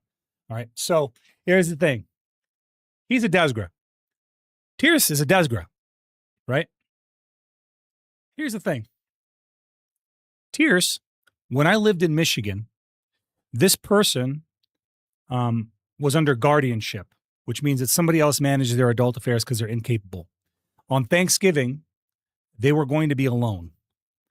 We took them in on Thanksgiving, so they ate with my family. My brother was there. My work friends were there. My family was there. I took that person in and I let them have Thanksgiving dinner with us. And because they lived 3 hours away, Chris picked them up. 3 hours there, 3 hours back. She drove 6 hours that day to pick them up.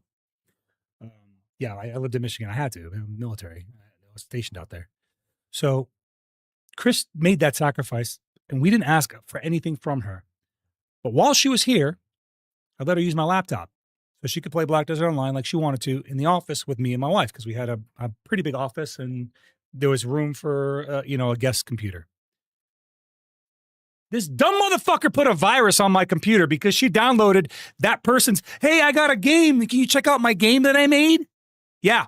This is the fucking type of idiot that downloads that shit. It's this motherfucker. Since then, this fucking dumb fuck has had their Discord hacked twice. And now their old Discord is under the control of some fucking Turkish monkey. Bro, I can't make this shit up. And was she kicked out from multi-guilding? Absolutely.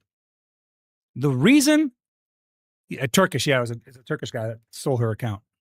Anyway, that's beside the point. The reason that they were kicked from multi-guilding was they joined a guild, right? We have a very strict policy. It's the one no fucking tolerance policy in our guild. You cannot be in another guild if you're in the Hunters. That doesn't mean you can't be in other communities. It doesn't mean you can't chat or hang out with other people. You just can't be in their guild, right? It's a known rule. We say this on day 0, right? Here's the thing. This dumb fuck was in a guild on Conan Exiles. And their reasoning was they were kidnapped in the game and they were kept in a village where they were a sex doll. I'm not kidding. That's this. Tears does art. Yep. We found out the situation. We had to be like, you need to leave that guild now. Like, you leave that guild right now. You leave that fucking ERP guild today. And she was like, I can't. I'm in their village. I'm kidnapped. I'm like, I can't have you in my guild, man. You can't be here. Like, you just can't be here. So like, we assign people Desgra names that are related. This is roleplay Desgra. This person's roleplay Desgra because they got kidnapped in Conan Exiles and were forced to have sex in their ERP village. I'm not, what am I supposed to do with this information, guys? Like, what am I supposed to do? What would you do if you were me? You know, like, fucking for real, man. If another adult realistically tells you this shit, like, what do you want from me, man? Like, yeah, all right, you're violating rules of the guild, bro. Like, get the fuck out. Bye. So long. Fucking, like, what are we talking about, dude? But, yep, that's Tears. If you ever see Tears in BDO, that's who we're talking about. This person, look, you can see him talking. Oh, look. Multi-guilding apparently means even private single-player servers or even servers with friends that no one else can access. What she's not saying is to include my ERP guild that kidnapped me and made me fucking have sex with them in Conan Exiles. That's what the part that's the quiet part. I'll dispel it for you. There's a reason they don't want to tell you the whole story. I'm happy to. I don't talk about it because it's fucking embarrassing, usually for the person involved. And I am not in the business of embarrassing people. It's not my intention. It's not what I want to do. So I just don't talk about it, usually, until I'm made to. Today I happen to be made to. So that is what it is. Okay. Next clip.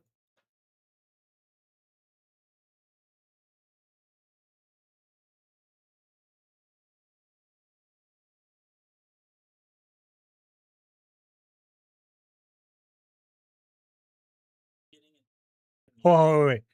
Yeah, they tried to claim I was kicked out, but they were planning on making an exception for me. Like, why are they so mad? We're not mad, Tearsy. Like, I don't care about you. You're gone. It's just cringe. You're an adult.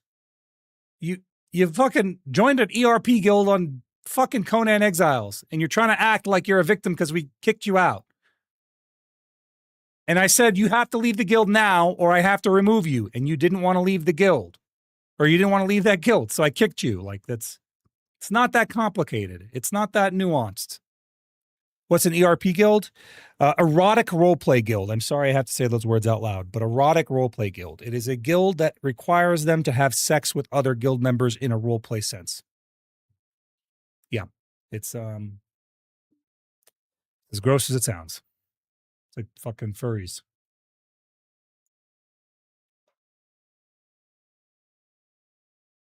But yeah, listen, again, I have no problem. I have no problem talking about anybody who's been kicked out of the Hunters. The reason that I don't is to protect their privacy.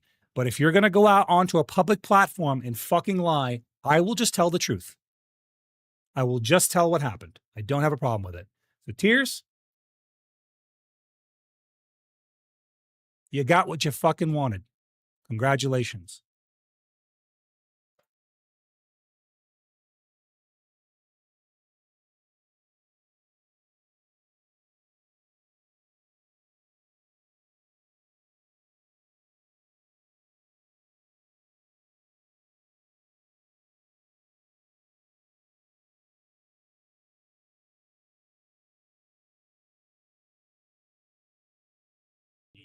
that autonomy. Yeah, it's autonomy. Cass, sorry to say, you have no autonomy, I guess. I don't have autonomy. I'm a member of the guild. I don't have autonomy. Chris has no autonomy. You can't be a human being and be in the guild. That's what he's trying to say. That's the implication here, which is absolutely not true. Look at this fucking oaf, dude. You're a lot more brave than I was. I stayed silent for 2 years. I bore my cross for 2 years. Me alone, I had to bear this in silence. You're so brave. Shut the fuck up, bro. Both you fucking idiots, shut up. Relax, Hunter. You're scaring them. Guys, I'm sorry. What a bad deal. That sounds like a terrible deal. All that instant connectivity. Jam. You guys are really down bad, huh?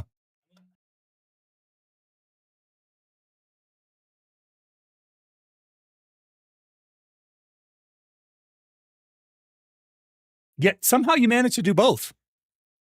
That's crazy that you managed to do both. You managed to lie to your community and make an enemy of the hunters. By the way, which just means that we're going to continue doing what we've already been doing, which is ignoring your ass.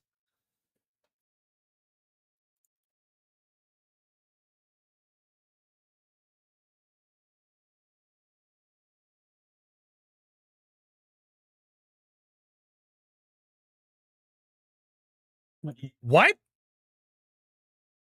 I did what? All right, I can't wait for this one. What did I try and do?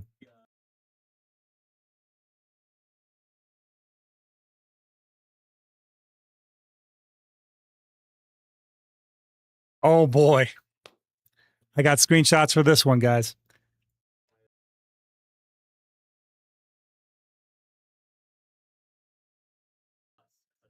Yeah. What they picked us. We're the winning side of this clear fucking situation where Zeroden tried to manipulate me out of my guild alliance. Bro, none of that happened. I will just show you guys the screenshots of how it actually happened. Y'all ready for this? It's gonna be crazy. Here it is. Hey, buddy. Nakujin is out of the hunters. He was the primary reason we had any blue battlefield interest. So with his departure, I expect we will likely dissolve the alliance. I think his plan may be to join with Guild, so you guys should be able to continue playing together. I wish you guys the best, and I hope you many victories ahead.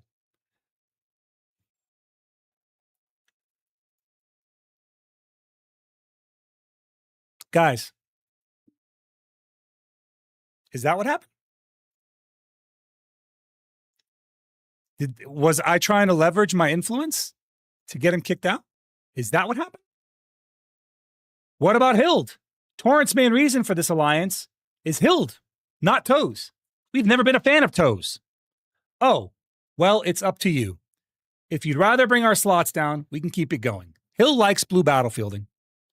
I would rather let Hill come as long as he can. Guild plans to grow into payouts, but that will take time. Sounds good to me. Toes has always been the most outspoken, so we just assumed it was for him. If we can give 28 guild slots, Hill can come in till they fill. Hill is basically family to Torrent. I can't change our guild slotting because we have growth too. But if you can make it work, we're happy to keep it for Hill. You can't drop down to 60? When I get home, let me look into it. I might be able to do it. We have 3 applicants at the moment. I need to see where we're at. If I can make it work, we will. I'll kick someone from Torrent and have us drop down to 61 if need be. That means we're both at 61 and we have 1 slot for growth. I tried to leverage him out of the guild. That was the first time I tried to leave. Here's the second time I tried to leave. And when I actually left, hey, we're going to break the alliance ASAP. We need to separate from guild. Maybe the perception was here that in his brain, he thought maybe like, I don't know, that I'm trying to weasel out guild. I just didn't want to be in blue battlefield. We'll do it after blue battlefield. You'll screw people over. Otherwise, I'm assuming Toes is causing issues. I'm like, of course. I'm like, that's fine. We don't want anyone else getting caught in the crossfire. I'm like, Salty is basically his adult handler because Toes is an infant child. No argument for me on that. Now, I talked about a little bit about Toes or whatever. But yeah. He's like, I've always disliked Toes. Pretty sure Toes knows that. After our next loss, I'll just disband the alliance. I'm home now. so we can set up with Floyd. And I personally don't give a shit whether we're in the alliance or not. I'm like, we can reform after Blue Battlefield. My intent here was so they don't get screwed over in their Blue Battlefielding. That's why I didn't break the alliance on my side, but I wanted out. So he can perceive that however he wants, but that is not reflective of the reality of the situation. I did not try to manipulate. Hear it again. Let's listen to it again.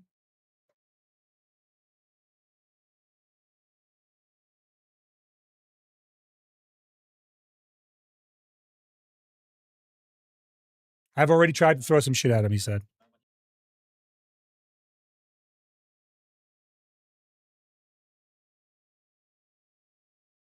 I didn't say shit to their guild leader.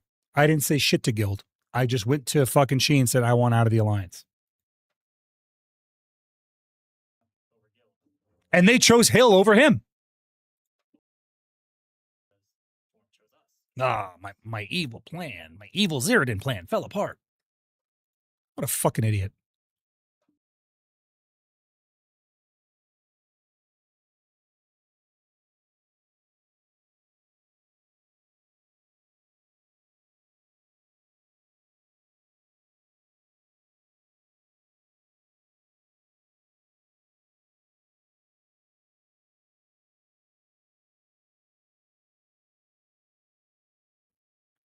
Yeah, he's got to manipulate the narrative so you can hear what you want to hear and get your support while trying to stay clear of any controversy. That's why he banned everybody and deleted the bot.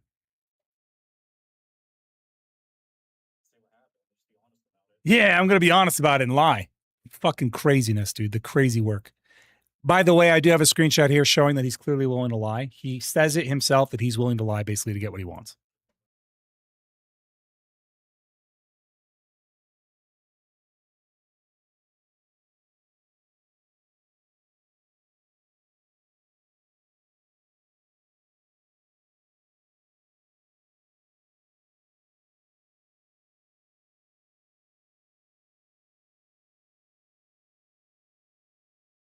Now, here, when he says he has to look over his shoulder to a certain extent, what he's talking about is real life. He's talking about real life threats, which never happened. But we'll get to that in his messages with Lunarlay.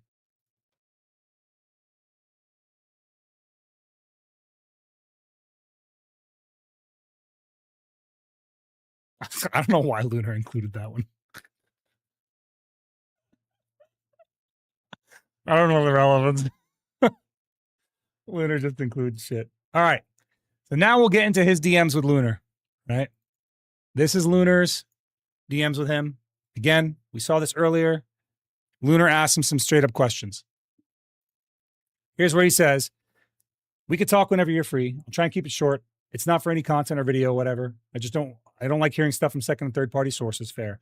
Yeah, I can clarify if you want. I just don't want to get dragged into a long, drawn-out drama. My focus is moving on from the hunters and rebuilding my life. Sounds like, again, he's spending a lot of time. Guys, mind you, this happened a couple of weeks ago. I haven't talked about it until today, and I've only had to talk about it because he's come on stream twice and talking about this shit. Yeah, Lord Zeroden will be there to pull you off life support when it's over. I will. You didn't mean to, Quake, but I have had the very unfortunate experience of being the person who's had to like notify family members of somebody's death because when I checked on him, he had passed away from I didn't live near him. Like he lived several states away, but I'd been calling him and he wasn't answering. And so it was really unusual when I had police go over to his house and I found out they basically OD'd on some kind of drug and alcohol poisoning. And I had to be the one to tell his family, and it was rough. It was a bad time. But yeah, that's more serious stuff, but neither here nor there. That is a lifetime commitment. That's what it's like to be friends with people. And that was a member of my guild. We remember him to this day. His name was Sloat. We talk about him every once in a while. All right. So now he says, so I've heard, yeah, it's just a guy leading a guild. Hunters can be intense about ex-members though. So I've heard, again, we've never done this before. The only reason we're doing it is because he went on stream and basically started lying about it for money. So I've heard, I can talk probably today around so-and-so time. Just DM me. Again, Lunarlay just asking some questions. What was your situation before you moved? Why'd you move? Current situation now. What are you doing moving forward? Right? And here's him talking to Lunar. Of course, you have to direct mentions of names, reveal any personal information. The most part I know about the Hunter's Rule Book on how to handle yourself.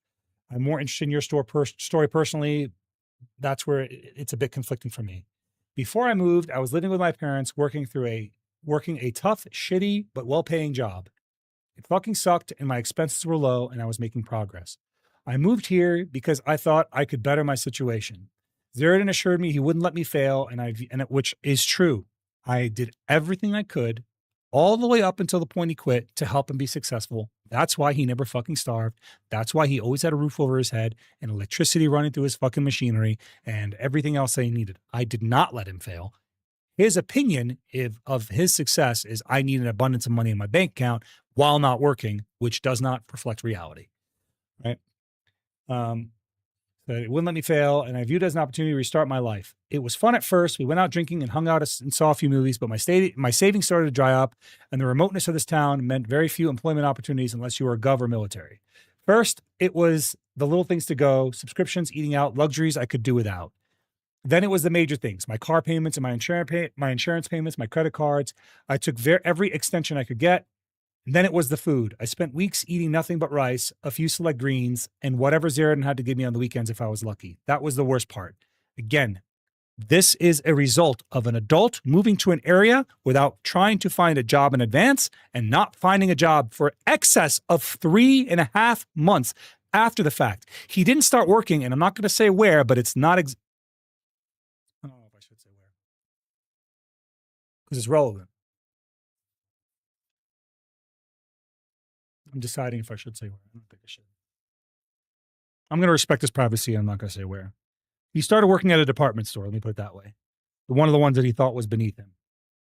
He took that job. He could have taken that job in the first week, but he didn't take that job until almost damn near 4 months afterward of living off of no work. Instead, he got on and played Black Desert Online all day. So instead of going job hunting and doing work, he just fucked around on BDO. I went out personally and stopped into businesses and talked to owners to try and leverage connections to get him work. He refused to follow up. Anyway, so I did find a job eventually. Again, a job he could have had in the first week. He just didn't want to.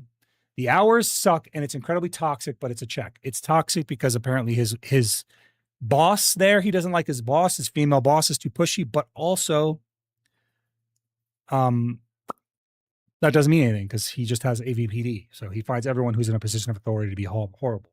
The food situation is much better as the pressure started to come off, aka as soon as I had money, I wasn't starving anymore because I had money to eat. But he also had food anyway. By the time I leave, I should have enough money for gas and the drive home. I'm going back to Ohio. My parents and I weren't spectacularly close, and my old job was exhausting and filthy, but at least my basic needs were met. I have cut all ties with the Kinsworn Hunters and want to forget about them or this desert shithole ever existed. And I love my fucking town. Yeah, sorry, I mispronounced Ohio. I love my town. I really don't like that somebody calls it a desert shithole. It's kind of a nasty thing to fucking do, especially when the town did him no wrong. He did himself wrong.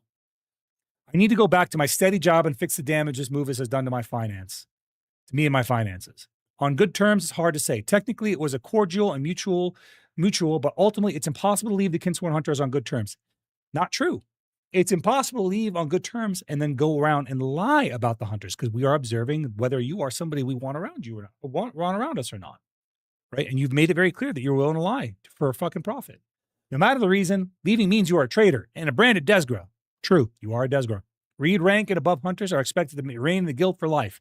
Again, if you do not want that, do not join. We make that very clear when you become that rank. You see it happen before you many times over. People do not join the hunters because they want to fucking rotate in and out of guilds. And if you do, cool, just don't join my guild. Join another guild. I don't care. There's a fucking million of them out there recruiting. Just don't join mine. You know, fucking, anyway. Yes, I am genuine. Like this, by the way, this is the main reason people join the hunters. This is the reason. People join the hunters because they want a fucking family that they're going to keep for life. That is the reason they join. Yes, I am legitimately concerned about my own physical safety. Zeroden always has been extremely intense about past members, owns multiple firearms, and knows exactly where I live. It's true. I do own multiple firearms. I do know where you live. but I've also never fucking shot somebody for leaving a fucking guild. The thought never even crossed my mind, you weird fucking asshole. That's crazy. This is his own mental projection onto me. He is projecting his own fear onto me. It has nothing to do with me. It has nothing to do with reality. I've never demonstrated that behavior. He's never even seen my guns.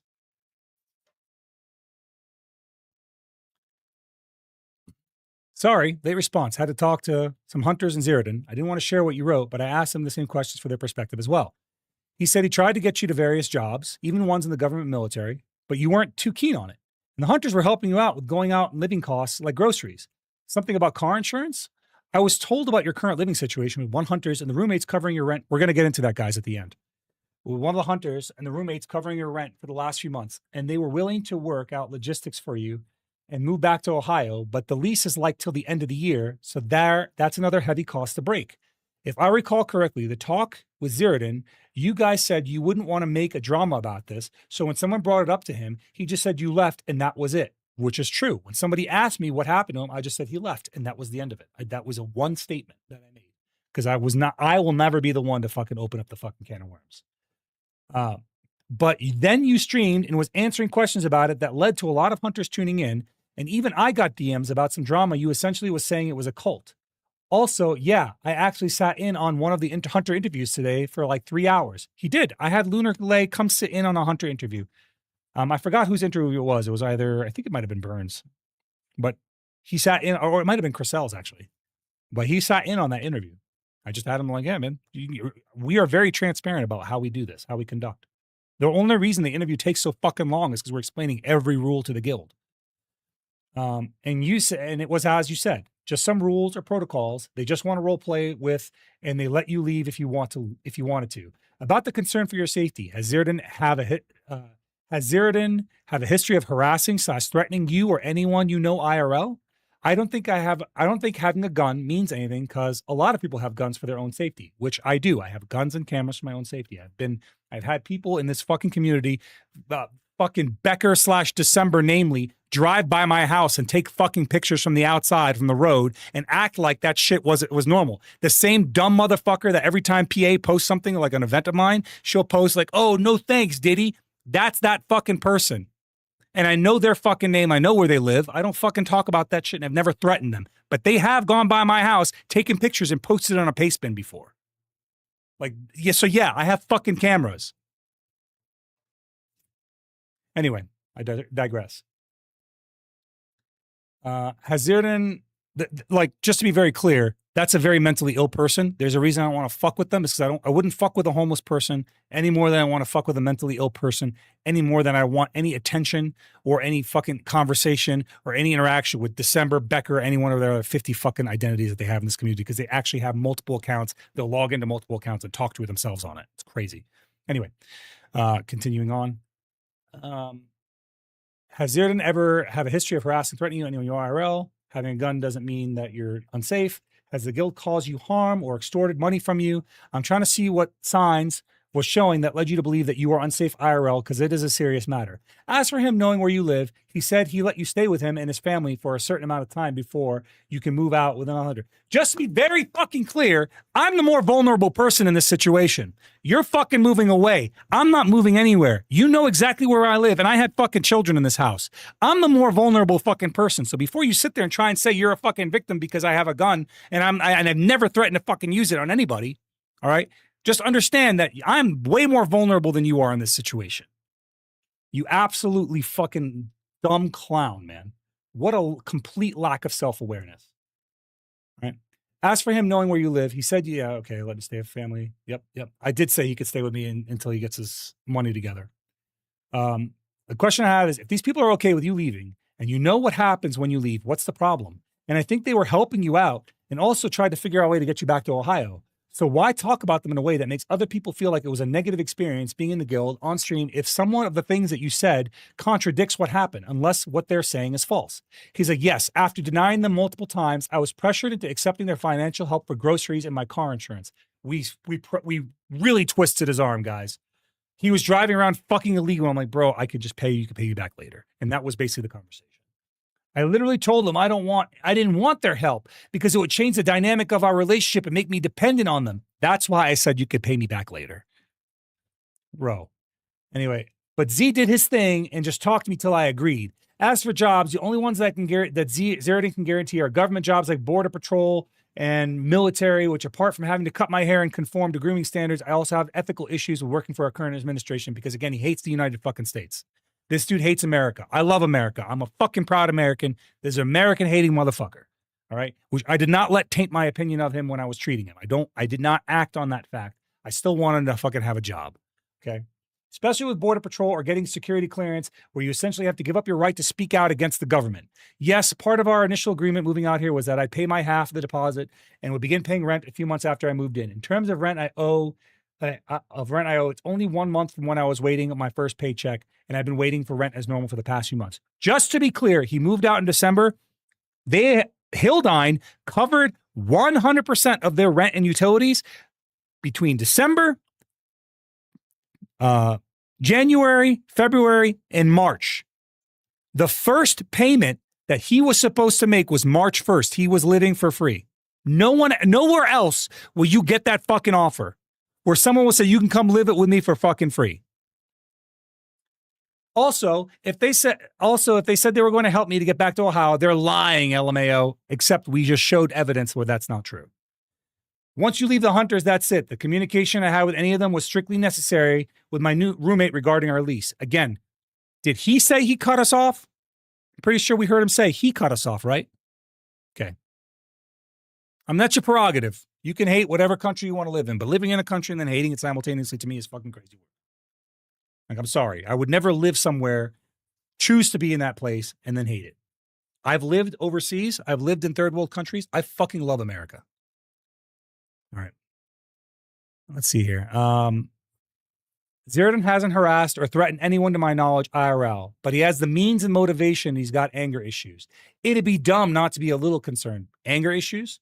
Me yelling at you for being a fucking retard isn't anger issues. That's just a normal reaction. I've never threatened anyone. I've never harassed anyone. You said it yourself. And just because I have the means, just because I have weaponry, doesn't mean I'm going to go out and start shooting fucking people, you dumb oaf. All right.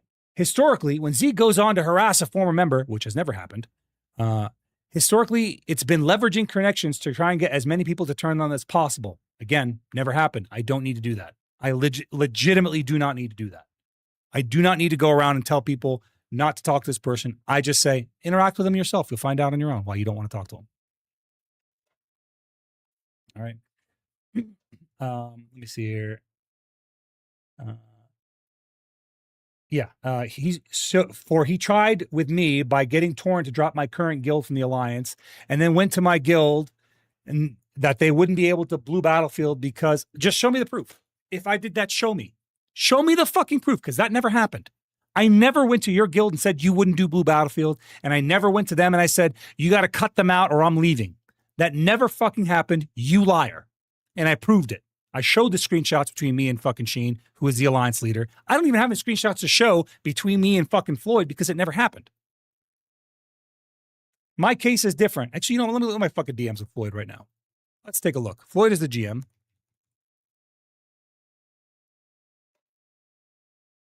The last message I sent Floyd was in June of 2025, almost a year ago. I'm going to show it to you guys. This is the last message I sent Floyd. This is his GM. Do you guys see this anywhere? Do you guys see the me leveraging him, trying to get kicked out or ending his alliance, telling him that they're not able to do blue Battlefield? Yeah. Fucking nerding out about Final Fantasy Tactics. So he's straight up lying. This is complete fan fiction, right?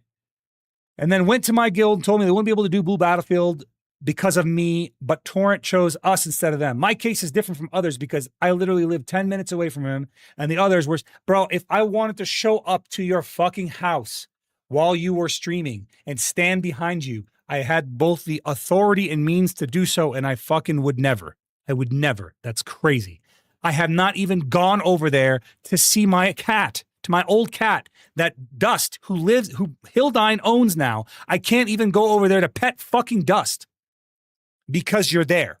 And I'm not going to go there until you leave. So like, you're not in any danger. In fact, it was me, whether you realize it or not, who stopped fucking Logan from going to your house and beating your fucking ass. It's me who told fucking Hill not to touch your internet, not to cut you off, because you have a right to it because you paid. Ridiculous. I said he has a legal right to be there. And I'd be invited in. If I wanted to go over there right now, I could walk right through that fucking door. I'd be allowed in. It's crazy. I would never do this. I would never fucking threaten somebody like this. I genuinely give a fuck about people. The cat stole one of the guns and is holding him hostage in our red gyms. Maybe. He actually really doesn't like that cat. All right. Anyway, so my case is different. I'm as far as I know, I'm the first one of us who's broken in from the guild in such close proximity. You're not. You're not the first. You won't be the last. I take people in all the time. I'm not about to stop because you're a retard. All right. So yes, I believe some concern is warranted. He knows exactly where I live and he has physically been in my apartment before. Yeah, I helped you move in. I literally built the fucking bed you sleep on, you dumb shit. That bed you're sleeping on, the mattress, I provided both. Hunters are never okay with anyone above the riot length leaving. It's a core tenets of their oath. When you're a hunter for life, and meaning that leaving means you're a traitor. I don't have to tell people not to talk to you. They just don't want to talk to you. People will join the hunters because they want people to fucking exit the guild willy-nilly because they just fucking feel like it and fucking screw people over. And there is a legal aspect to this that we'll get into in a bit. You just have to accept burning the bridge when you leave, which is what I did. Sure. Agreed. You accept burning the bridge. Actually, at first, I didn't want to leave the guild. I only wanted to leave Arizona. Again, complete lie. Absolute lie. We showed the fucking conversation where he says, I want to leave Arizona. Zeroden freaked out and told me how unacceptable that was and muted me in the Discord. There's no way in hell these people are totally okay with me leaving. This is your own mental projection. You invented this fucking story on your own and then told it like it's a fact. And then here comes fucking Lunarlay with the receipt showing me saying, I'll help you get out of here. You can take the fucking money and go. He's like, yeah, I was basically just telling him what he wanted to hear to de-escalate till I knew I had my bases covered. This was right after he muted me in the Discord, right? Lunarlay says, obviously, I don't think they were going to try and fund and pay away for your move rent lease back to Ohio, but it does seem like they were okay with you leaving, and the cost of it was just leaving the community too. I want to come back to the safety thing because if there was no prior history of IRL threats, I think it's okay to have concerns, but to say it out loud on stream like it was a legitimate threat, not a thought that crossed your mind, seems a bit far. At least that's what caught my eye, but I guess that's your opinion for your own safety level. Anyways, it seems you guys had an agreement that is not to just not make it public or draw attention to it. But of course, we're here. And even I caught wind of it from your stream. If your goal was just to go back to your old BDO life and IRL life, why talk about the hunters in a way that definitely draws eyeballs to the point that they felt like things that you were saying weren't wholly true? Doesn't that just cause more drama for you, or at least drag you back into it? Because the two main things I got from your stream the other day was, I'm glad I left that cult and I fear for my safety IRL. And of course, that's concerning. He says, the way I see it, part of leaving the community was the cost of leaving hunters.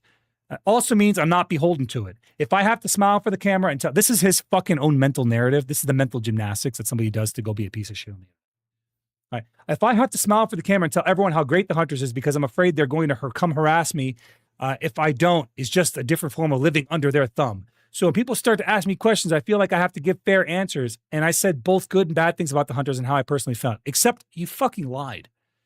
As for the safety thing, I've read all the removal posts on the website. I've seen how Zeroden reacts internally to people he thinks are traitors. Yeah, I think they're fucking stupid. And I have no problem talking about it. I don't because of privacy. Anyway, the intensity and vitriol aren't typically displayed publicly, and something you see only when you're on the inside. Bro, you are misreading my fucking situation. I am happy to fucking talk about anyone that wants to be talked about. You left my fucking guild. You want me to talk about you? I'll talk about you, bro. You won't like what I have to say, but I'll talk about you. When I see someone frothing at the mouth over people who have left, someone who also has access to weapons, who knows where I live and is 10 minutes away, yeah, I'm going to be scared. Then fucking be scared, bro. But be scared in fucking your own, like, false state of reality. Yeah, you're a little bitch. I get it. You're scared, but I'm not. not threatening you, nor will I ever. I have no fucking reason to. If I wanted to show up while you were alive, I could have. I didn't. I have no intention to. That would have been fucking wild. As far as I know, I'm the first person to break the guild like this in such close proximity. Again, not the first. I'm not keen on being the trial run for Zeroden self-control, or your own self-control for that matter. Yeah, I was basically just telling him what I wanted to hear and de-escalate till I knew I had my bases covered. You said that when you were in DMs with him. Wouldn't it be more consistent if you did the same thing on stream, at least until you moved back to Ohio? If you aren't keen on being the trial run, since your safety was a concern. He says, yeah, it would have, but I didn't keep the charade up after seeing I had support. Okay. What does that even mean? Like, let's pretend I'm the unhinged fucking maniac you think I am. And I come in and I put a fucking bullet in your gut, right? Imagine that scenario. Is your stream support, the guy who gave you $10 to change your name, gonna undo that? No. It's just not realistic. What you're saying is a complete fabrication. It's not reality. You're just fucking living in fear because you're a pussy. At the end of the day, you're just a fucking pussy. Your quote unquote support, that's called peer support, something you require in order to tell your fucking fake story. Anyway, he's like, I'm okay lying to Zeroden. Again, I'm okay lying to Zeroden, but I don't really want to lie to my community and pretend everything else is fine. Guys, he's okay lying to me, but he's going to tell you the truth, right? Lying to me is fine. He's not going to lie to everyone else. Surely he won't lie to you. He'll lie to the guy that was supporting him, but he won't lie to you guys. Like, this is what I'm fucking saying, bro. You're openly willing to admit that you will fucking lie. I don't know if you know this. Lunarlay doesn't like liars, and neither do I. That's why we fucking became friends to begin with. The two of us became friends over that. Because we were fucking exposing liars together. Anyway, well, you have support because people aren't in the hunters, so they're just going to stop talking about you. But you also have support because of how you portray the story, right? So as long as you're telling the real full story, it's not like they can refute it, right? I just felt like there were some things omitted or inconsistent. I'd be more conservative about accusing people of potential IRL violence without proper history/evidence, because that's how fake stuff gets spread. Well, thanks for clearing some stuff up for me and confirming some things. I appreciate it. I never accused them of anything. I only voiced concern for myself because it's a legitimate concern. If people are curious about whatever is omitted or inconsistent, they can ask and I'll clarify, like here. No worries, bro. I got you. I clarified for you. You don't need to worry about it. Clarification achieved. You're willing to fucking lie. You're just a two-faced piece of shit. Got it. Done. We've clarified. No other clarification necessary. Okay. Now, there's more to this. I must pull up the Meowtard files. Guys, these are all screenshots, right? We went through this. Went through these. Avoidant personality behavior. This is Toes using Hildine for content. This is Toes using Hill for content. Hill, his current roommate, had him blocked. This was back in 2022. He had him blocked because he was basically just being a piece of shit to him. I'm not going to read this one for one, but I'm going to put it up on screen because I want you guys to look at this. I'm going to point out a couple of things. Hildine was upset with him. At the time he was known as Hildegard. This was before he was ever a hunter. Right? He's like, holy, the content, though. He just saw his anger as content. Him being upset was content. That's the kind of person that he is. He's like, bro, holy shit, the chat had me dying. He took their conversation and he posted it in the Salty Seas channel, which is like a salt channel, just to have Hildine, at the time, Hildegard, not a hunter at the time, embarrassed, just to embarrass him. You just had to post that in Salty Seas, anything for some attention. Yeah. He probably, honestly, he probably would suck D'Arce's dick, like unironically, not even a joke. You know exactly what I'm talking about. He'd suck some girl cock. His own words, not mine. Okay, so there's that. Yeah, it's different from Toesy Toes. This is Nice Toes Bros, the guy in the title. All right. What else? I really want to pull this one up, but I must have saved this as a fucking the incorrect file, but there is a point where he is in my Discord, this retard and another Desgra just fucking meowing at each other in chat. And I'm like, no, that stops now. That's not happening. We put the kibosh on that immediately.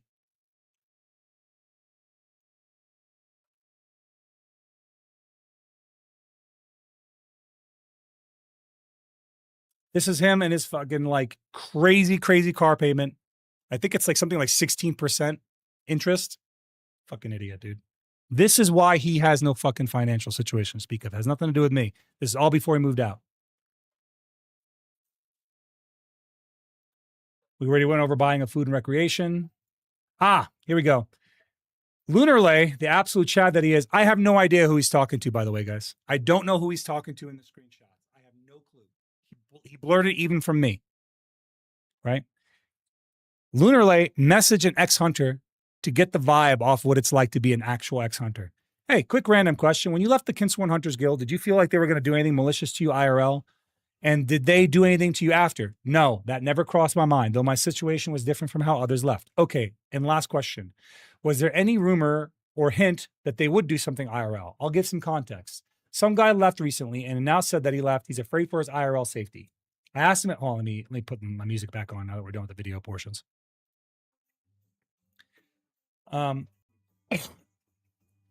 He says, he left recently, and now he's saying there's some concern for his IRL safety. I asked him if there was any history or signs of it. He said he couldn't produce an example.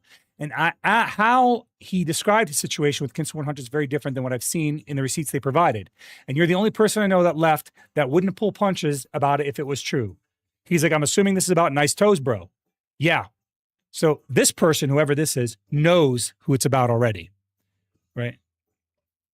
Majority of the people that have left after me, I'm aware of. I know most of them or some of them of what happened with each. I honestly think it's just the way he sees the situation. I was never worried about any IRL. While they treat you harsh, or by the way they treat you is harsh at times, it never extends past the game. Yeah, he said, okay. The guild basically is just a super hardcore RP guild. I consider us a theme guild, not a roleplay guild. If you know what a roleplay guild, it's very different than what we are. We are a theme guild. I know that Zeroden let the guy live with him and his family rent-free with his wife and kids, which to me is a mega risk on Zero's end, and that's not the first time either. So it's hard to believe that they would do stuff for him, to him IRL for leaving, or how Toes describes it. Thank you for your input. Again, this is an ex-member, a former member of the guild. Turn the music down. Is it loud again? I'll fix it. Why is it so loud all the time? Yeah, sorry about that. The ex-member says, yeah, Zeroden opens his home to guild/people, so the likelihood he would ever do anything IRL to someone that leaves, IMO, is almost never going to happen. I can guarantee that Zeroden and the others are hurt by Toe's actions and any rumors he might be causing. This guy is not even a fucking member of my guild anymore. This is somebody who probably doesn't like me and knows he knows the assignment. He's at least being honest. I have no idea who this is, but he's being honest. I would never fucking go after somebody like this. I have more to lose than anyone else does.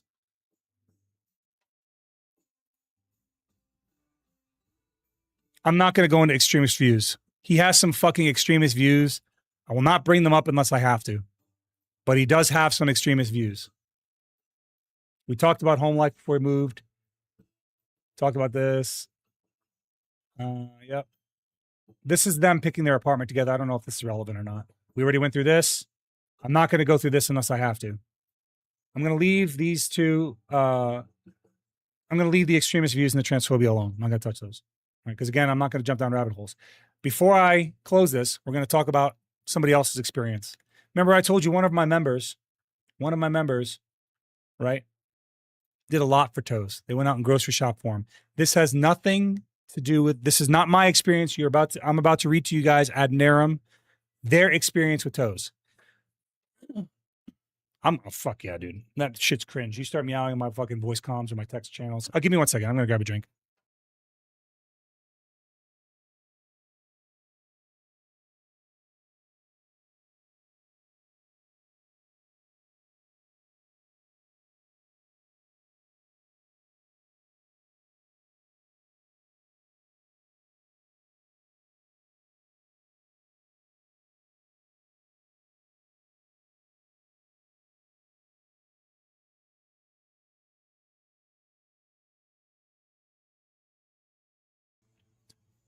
Guys, just so you understand, I've been dealing with the stress of this for like a couple of weeks, so I apologize. And there's been a lot going on in my real life. Like, I've been moving back and forth to and from places, so Where is this?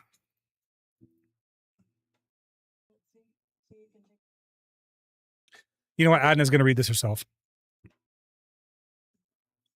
Go ahead, Adna. The floor is yours. Okay, I muted your stream. You have the thing pulled up. Cool. So when Toes joined, just a bit about his situation, his job, how he joined, etc. Toes was already in the Hunters before I joined. My first impression of him, honestly, is that he was kind of toxic. He had very strong reactions to small things that came across as very insecure. However, all of us in the Hunters are vetted via the super long interview that Zeroden mentioned earlier and held to a certain standard of behavior, like towards each other, etc. So I cast aside my snap judgments and tried to approach him with an open mind. Over time, it became clear that part of what sourced his seemingly toxic traits was definitely IRL stress and untreated mental illness. He told me while drunk at TwitchCon in 2025 that he had been previously diagnosed with borderline personality disorder, or BPD. I can relate to my IRL stress impacting other social interactions in my life and different mental health struggles, so I was really empathetic towards that. Listening to him talk about how miserable he was living with his family was really hard, honestly. As someone who feels deeply for others, I felt for him. There were a lot of instances like this, especially in voice chat, and I included a screenshot there where he's just talking about, his living situation being stressful. Z showed earlier, like, his direct conversation with Toast about that. So moving on. Z, scroll. Thank you. When he came to Arizona and we all hung out in person a lot, during one of his many times drinking to absolute excess, he was and is a very loud, self-proclaimed alcoholic, and there are just some screenshots of that below. He mentioned that his family was abusive, that his father used to beat his mother. He also talked about a past attempt at suicide. His poor mental health and bad home environment were the whole reason the discussion began about having him move out here to begin with. We were all worried about him, and we wanted to help him get back on his feet. Once he was living independently and didn't need local support, if he wanted to move elsewhere, we all supported that. Like, he talked about moving to California and everything, going a little off script. We all supported that. We were like, okay, well, once you get a job here, you're, paying your bills, you get some savings. Once you have your feet under you, yeah, wherever you want to go, dude, we'll support you. And like, as much as we all enjoy hanging out with friends in person, we just wanted him to be happy and healthy at the end of the day. And if you scroll, there are a lot of screenshots about Toes talking about being drunk, being an alcoholic, talking about alcohol poisoning. I abuse alcohol. Gonna need more alcohol. Yeah, it was not good. When he was in the guild, after moving to Arizona and the help we gave, Z showed the receipts earlier from my various bank accounts. One was my credit card, one was my debit. He put off getting a job for quite some time, wanting to make sure he found the just right position. I mean, I even offered to help him get the job at the company I work for, or get a job at the company I work for. But he told me that if he had to work with other people, he would, quote, call someone a slur. Naturally, that's a bit problematic for me to drop my professional reputation on, so the topic was quickly dropped between us. After a bit of coaxing to let us help so he didn't go hungry, Viz and I helped buy Toes hundreds of dollars worth of groceries. And there's the screenshots again Z shared earlier. And part of why I wanted to read this to myself is I wanted you all to hear the tone in my voice when I say this. I want to make it so abundantly clear. I am not sharing this because I'm upset I spent the money. I have zero regrets about that. Regardless of what he's done to me and the other hunters and how we feel, he does not deserve to starve. I stand by that. I always will. He's a human being, and I am of the belief that food, shelter, clean water, etc. is a basic human right, and everyone should have those things. Our society isn't currently built that way, but I cared about him very much as a friend, and I have many friends in the hunters and out who can attest to the fact I'm not going to let someone starve if I can help it at all. With that all said, I shouldn't have been in the position to begin with. If he'd gotten a job right away instead of waiting, that circumstance would have been entirely prevented. In that way, I quite literally paid for the consequences of his inactions. And that's not to mention the unquantifiable resources like time, energy, and care that I've poured into Toes and others, like especially since he's moved out here. Like other hunters have poured so much of that into Toes as well. During his time in the Hunters, it was very obvious that he had a problem with authority or anyone he perceived as authority. The government, cops, parental figures, etc. I saw over time how Zeroden and Chris, trying to show him the care and guidance at his request, slowly made him resent them more and more over time. This created a rift that grew larger and became very noticeable to me from about the beginning of February of this year onwards, inevitably leading to his departure from the Hunters. Give me just a second to sip some water.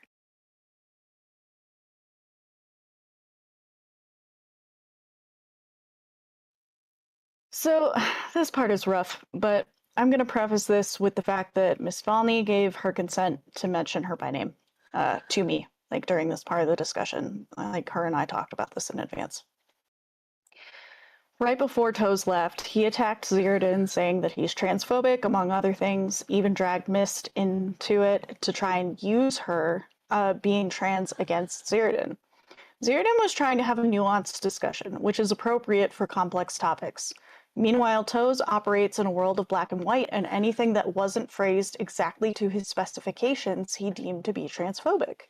This was deeply hurtful, not only to Mist, who is binary trans, but also to me, at Narum, as a non-binary trans person.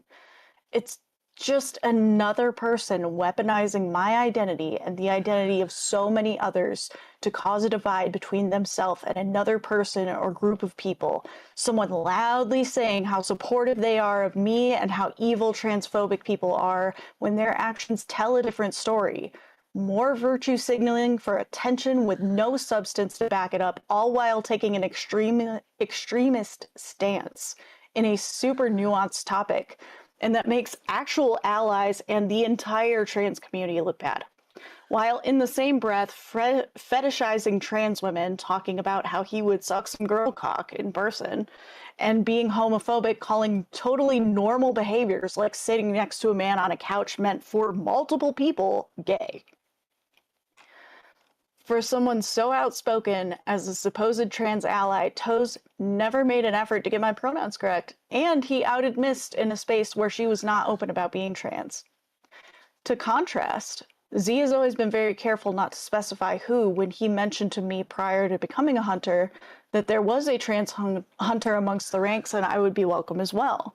And he only mentioned it because it was relevant to the discussion at hand. And for context, we were discussing gender protocol because I was like, how does that work? Is it a non-binary person?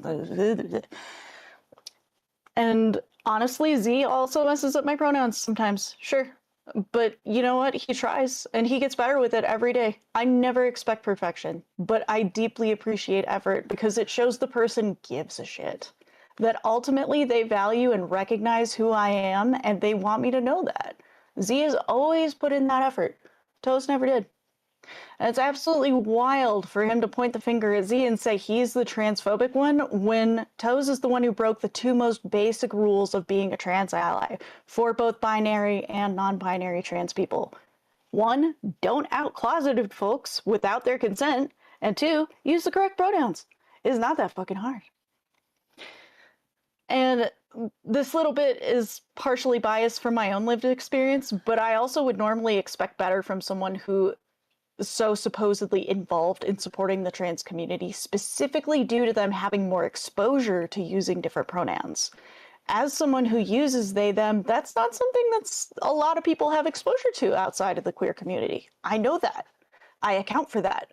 Any self-proclaimed ally who doesn't even try to get my pronouns correct is a huge red flag to me. If there are full-on conservatives that Toes despised and villainized so much in the Hunters who immediately, quote-unquote, understood the assignment, as it were, and who treat me with dignity and respect just like anyone else, what is Toes' excuse as a proud leftist and trans ally? If it wasn't all talk, he would be seeking perfection himself, even if I didn't expect it. Even if he wasn't expecting perfection, he would at least try. And as far as the things that he said since leaving and everything, this is just another topic where he's all talk, and ultimately it seems like he's going to behave in the most attention-seeking way possible. It's evidenced how he's conducted himself in his streams after swearing up and down that he didn't want drama. And I genuinely, from the bottom of my heart, wish that he had kept his word and that this entire process had never been a thing. I don't want drama. I don't want bad blood. He chose to leave and claimed he didn't want drama, then started drama immediately thereafter in a public setting. This was absolutely miserable to write. I wish it hadn't come to this. All the same, someday I truly hope he finds peace within himself and in his life. That's something he's been missing the whole time I've known him, and I know if he finds peace in himself that situations like this won't be occurring. I'm not the type of person to wish evil on others. That holds true with Toes. I'm not starting now. There are multiple sides to every story, and this is mine. Do with that what you will. Thank you, Adna. Is there anything else you'd like to add before I take over? Oh my god! Public reading's scary. I appreciate you. I was going to read this, guys, just so you guys know. I was going to read this myself. Well, I'm going to stop talking on Discord. I'm going to mute Discord, okay? I was going to read this myself because I know how difficult this was for Adna. She basically had an anxiety attack about this all night. And I had to do all these files and put all this shit together in the last couple of days, which was between this stream and the last stream. I was putting all this information together, which is a lot. It's a lot to do. There's a final bit to this. And I need to get into it. So I'm going to transition back to the in-game screen so I can focus for a second. I just need to focus. Let me go to the other side. I got to think about how I'm going to say this because this is, this part can be a little bit, last time I talked about this, I got really choked up and I'm starting to get choked up already. So I'm just trying not to be.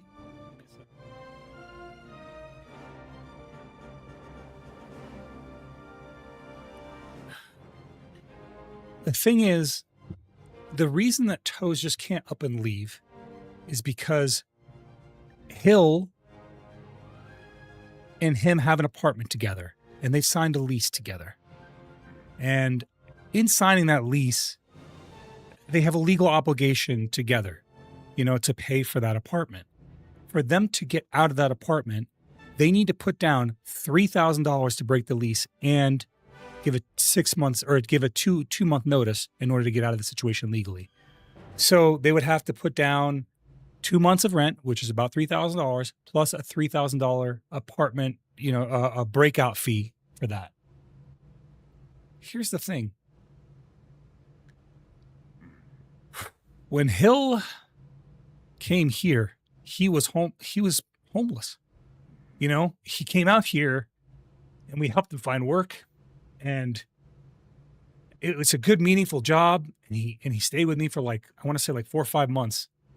And it was tough. You know, he was living with my family and myself, but he was determined to get on his feet, and we got him on his feet. And finally, after like 6 or 7 months, like you guys don't understand where he was living in his car to get here. He had to DoorDash in every major city to afford the gas and food to make it out here across the country. He was in fucking the Carolinas. He came all the way across the country. All right.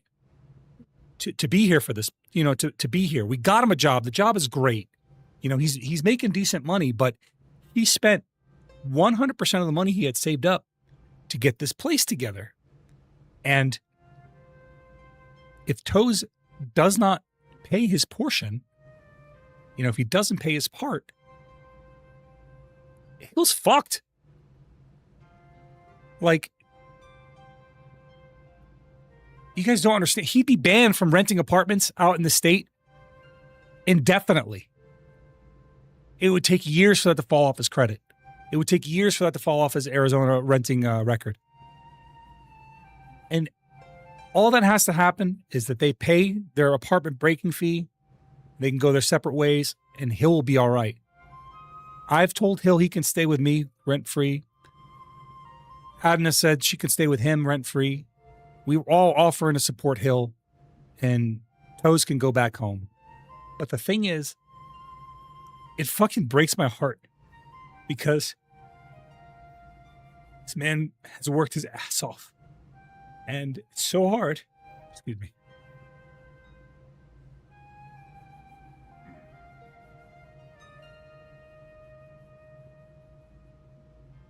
I don't want to see him suffer. That's all. He's busted his ass to get out to where he's at right now. He's worked really hard to make it to this point, and I just don't want to see him suffer. He doesn't deserve it.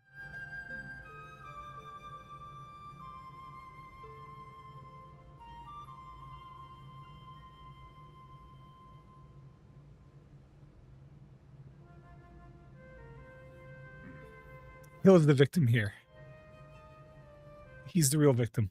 And that's why I wanted to do this stream.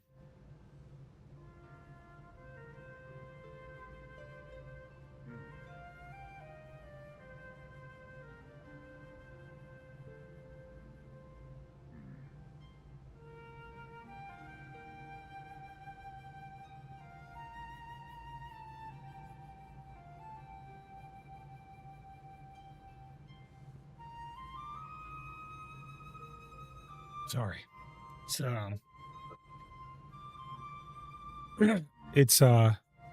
tough for me to talk about because I care a lot about Hill. I want the best for him. And just seeing him suffer like this is not great.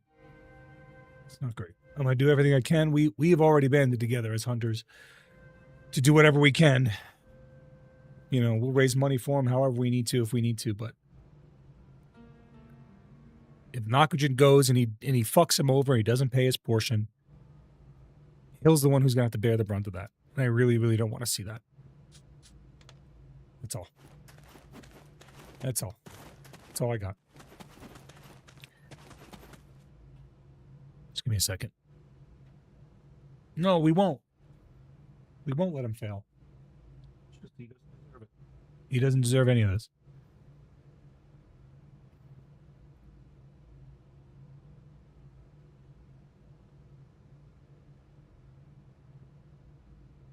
Like I'm not an unfeeling person. I care about people, man. I guess that's my weakness, is that I care about people. And I don't think that's a weakness at all.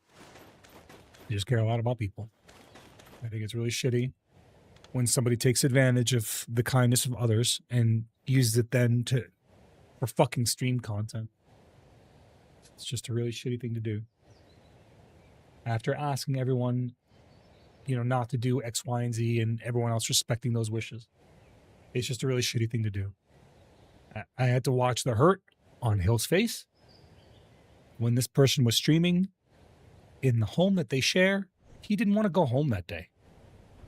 Hill didn't want to go home that day. He didn't feel safe or comfortable in his own house. He doesn't deserve it.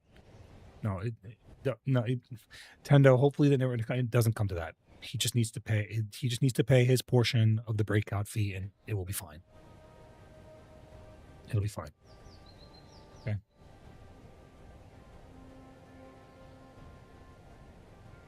That's all it comes down to. Yeah, we were together at the time. It was just, it's hard. It's hard. Don't worry, Tendo. Don't worry. Again, if it comes down to it, we'll figure something out. We'll do whatever I got to do. We won't let the worst befall him. Like, his situation going from being damn near fucking, from not being damn near, he was homeless, from going from being homeless to finding a job, to getting himself on track, to getting his life right, to then following that up with more difficulty in his livelihood being threatened, despite him working a job that's valuable. It's hard. It's hard, man. It's like he just finally gets up on his feet. Somebody comes in and fucking sweeps the ground underneath him for selfish. Like, it's selfish. It's just selfish. There's no reason for any of this to be happening. None. It's just one selfish person's desires who's framing themselves out to be a fucking victim, when everyone else is left picking up the pieces and trying to fix the damage, and we're the ones trying to balance the fucking spreadsheet on this. You know what I mean? We're the ones who are trying to. We didn't get anything from this. We gained nothing.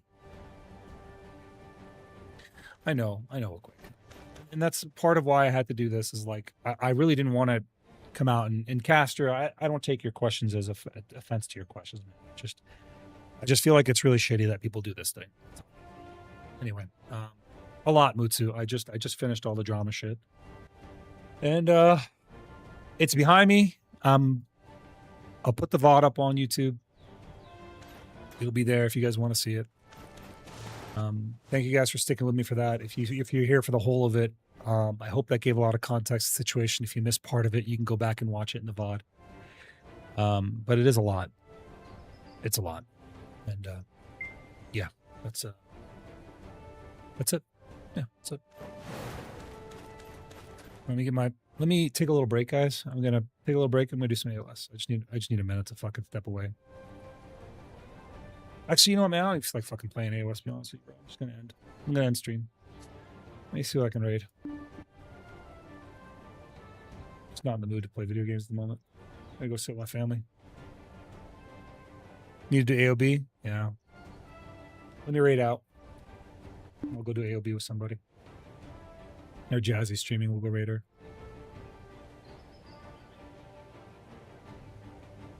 We never get to raid Jazzy, so we'll raid her.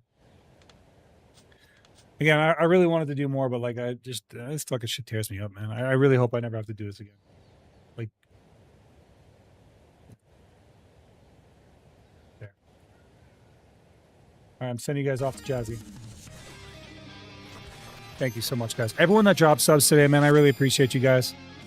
A lot of you guys gifting subs and subscribing during the stream, and I didn't really acknowledge, and I'm so sorry. I just wanted to make sure that we were able to focus on the topics. You know, I didn't want to get jumping down a rabbit hole, and I appreciate you all. But yeah, I'm just gonna end. Have a great night, guys. I'll see you guys on Monday. Thank you, guys. Thank you all.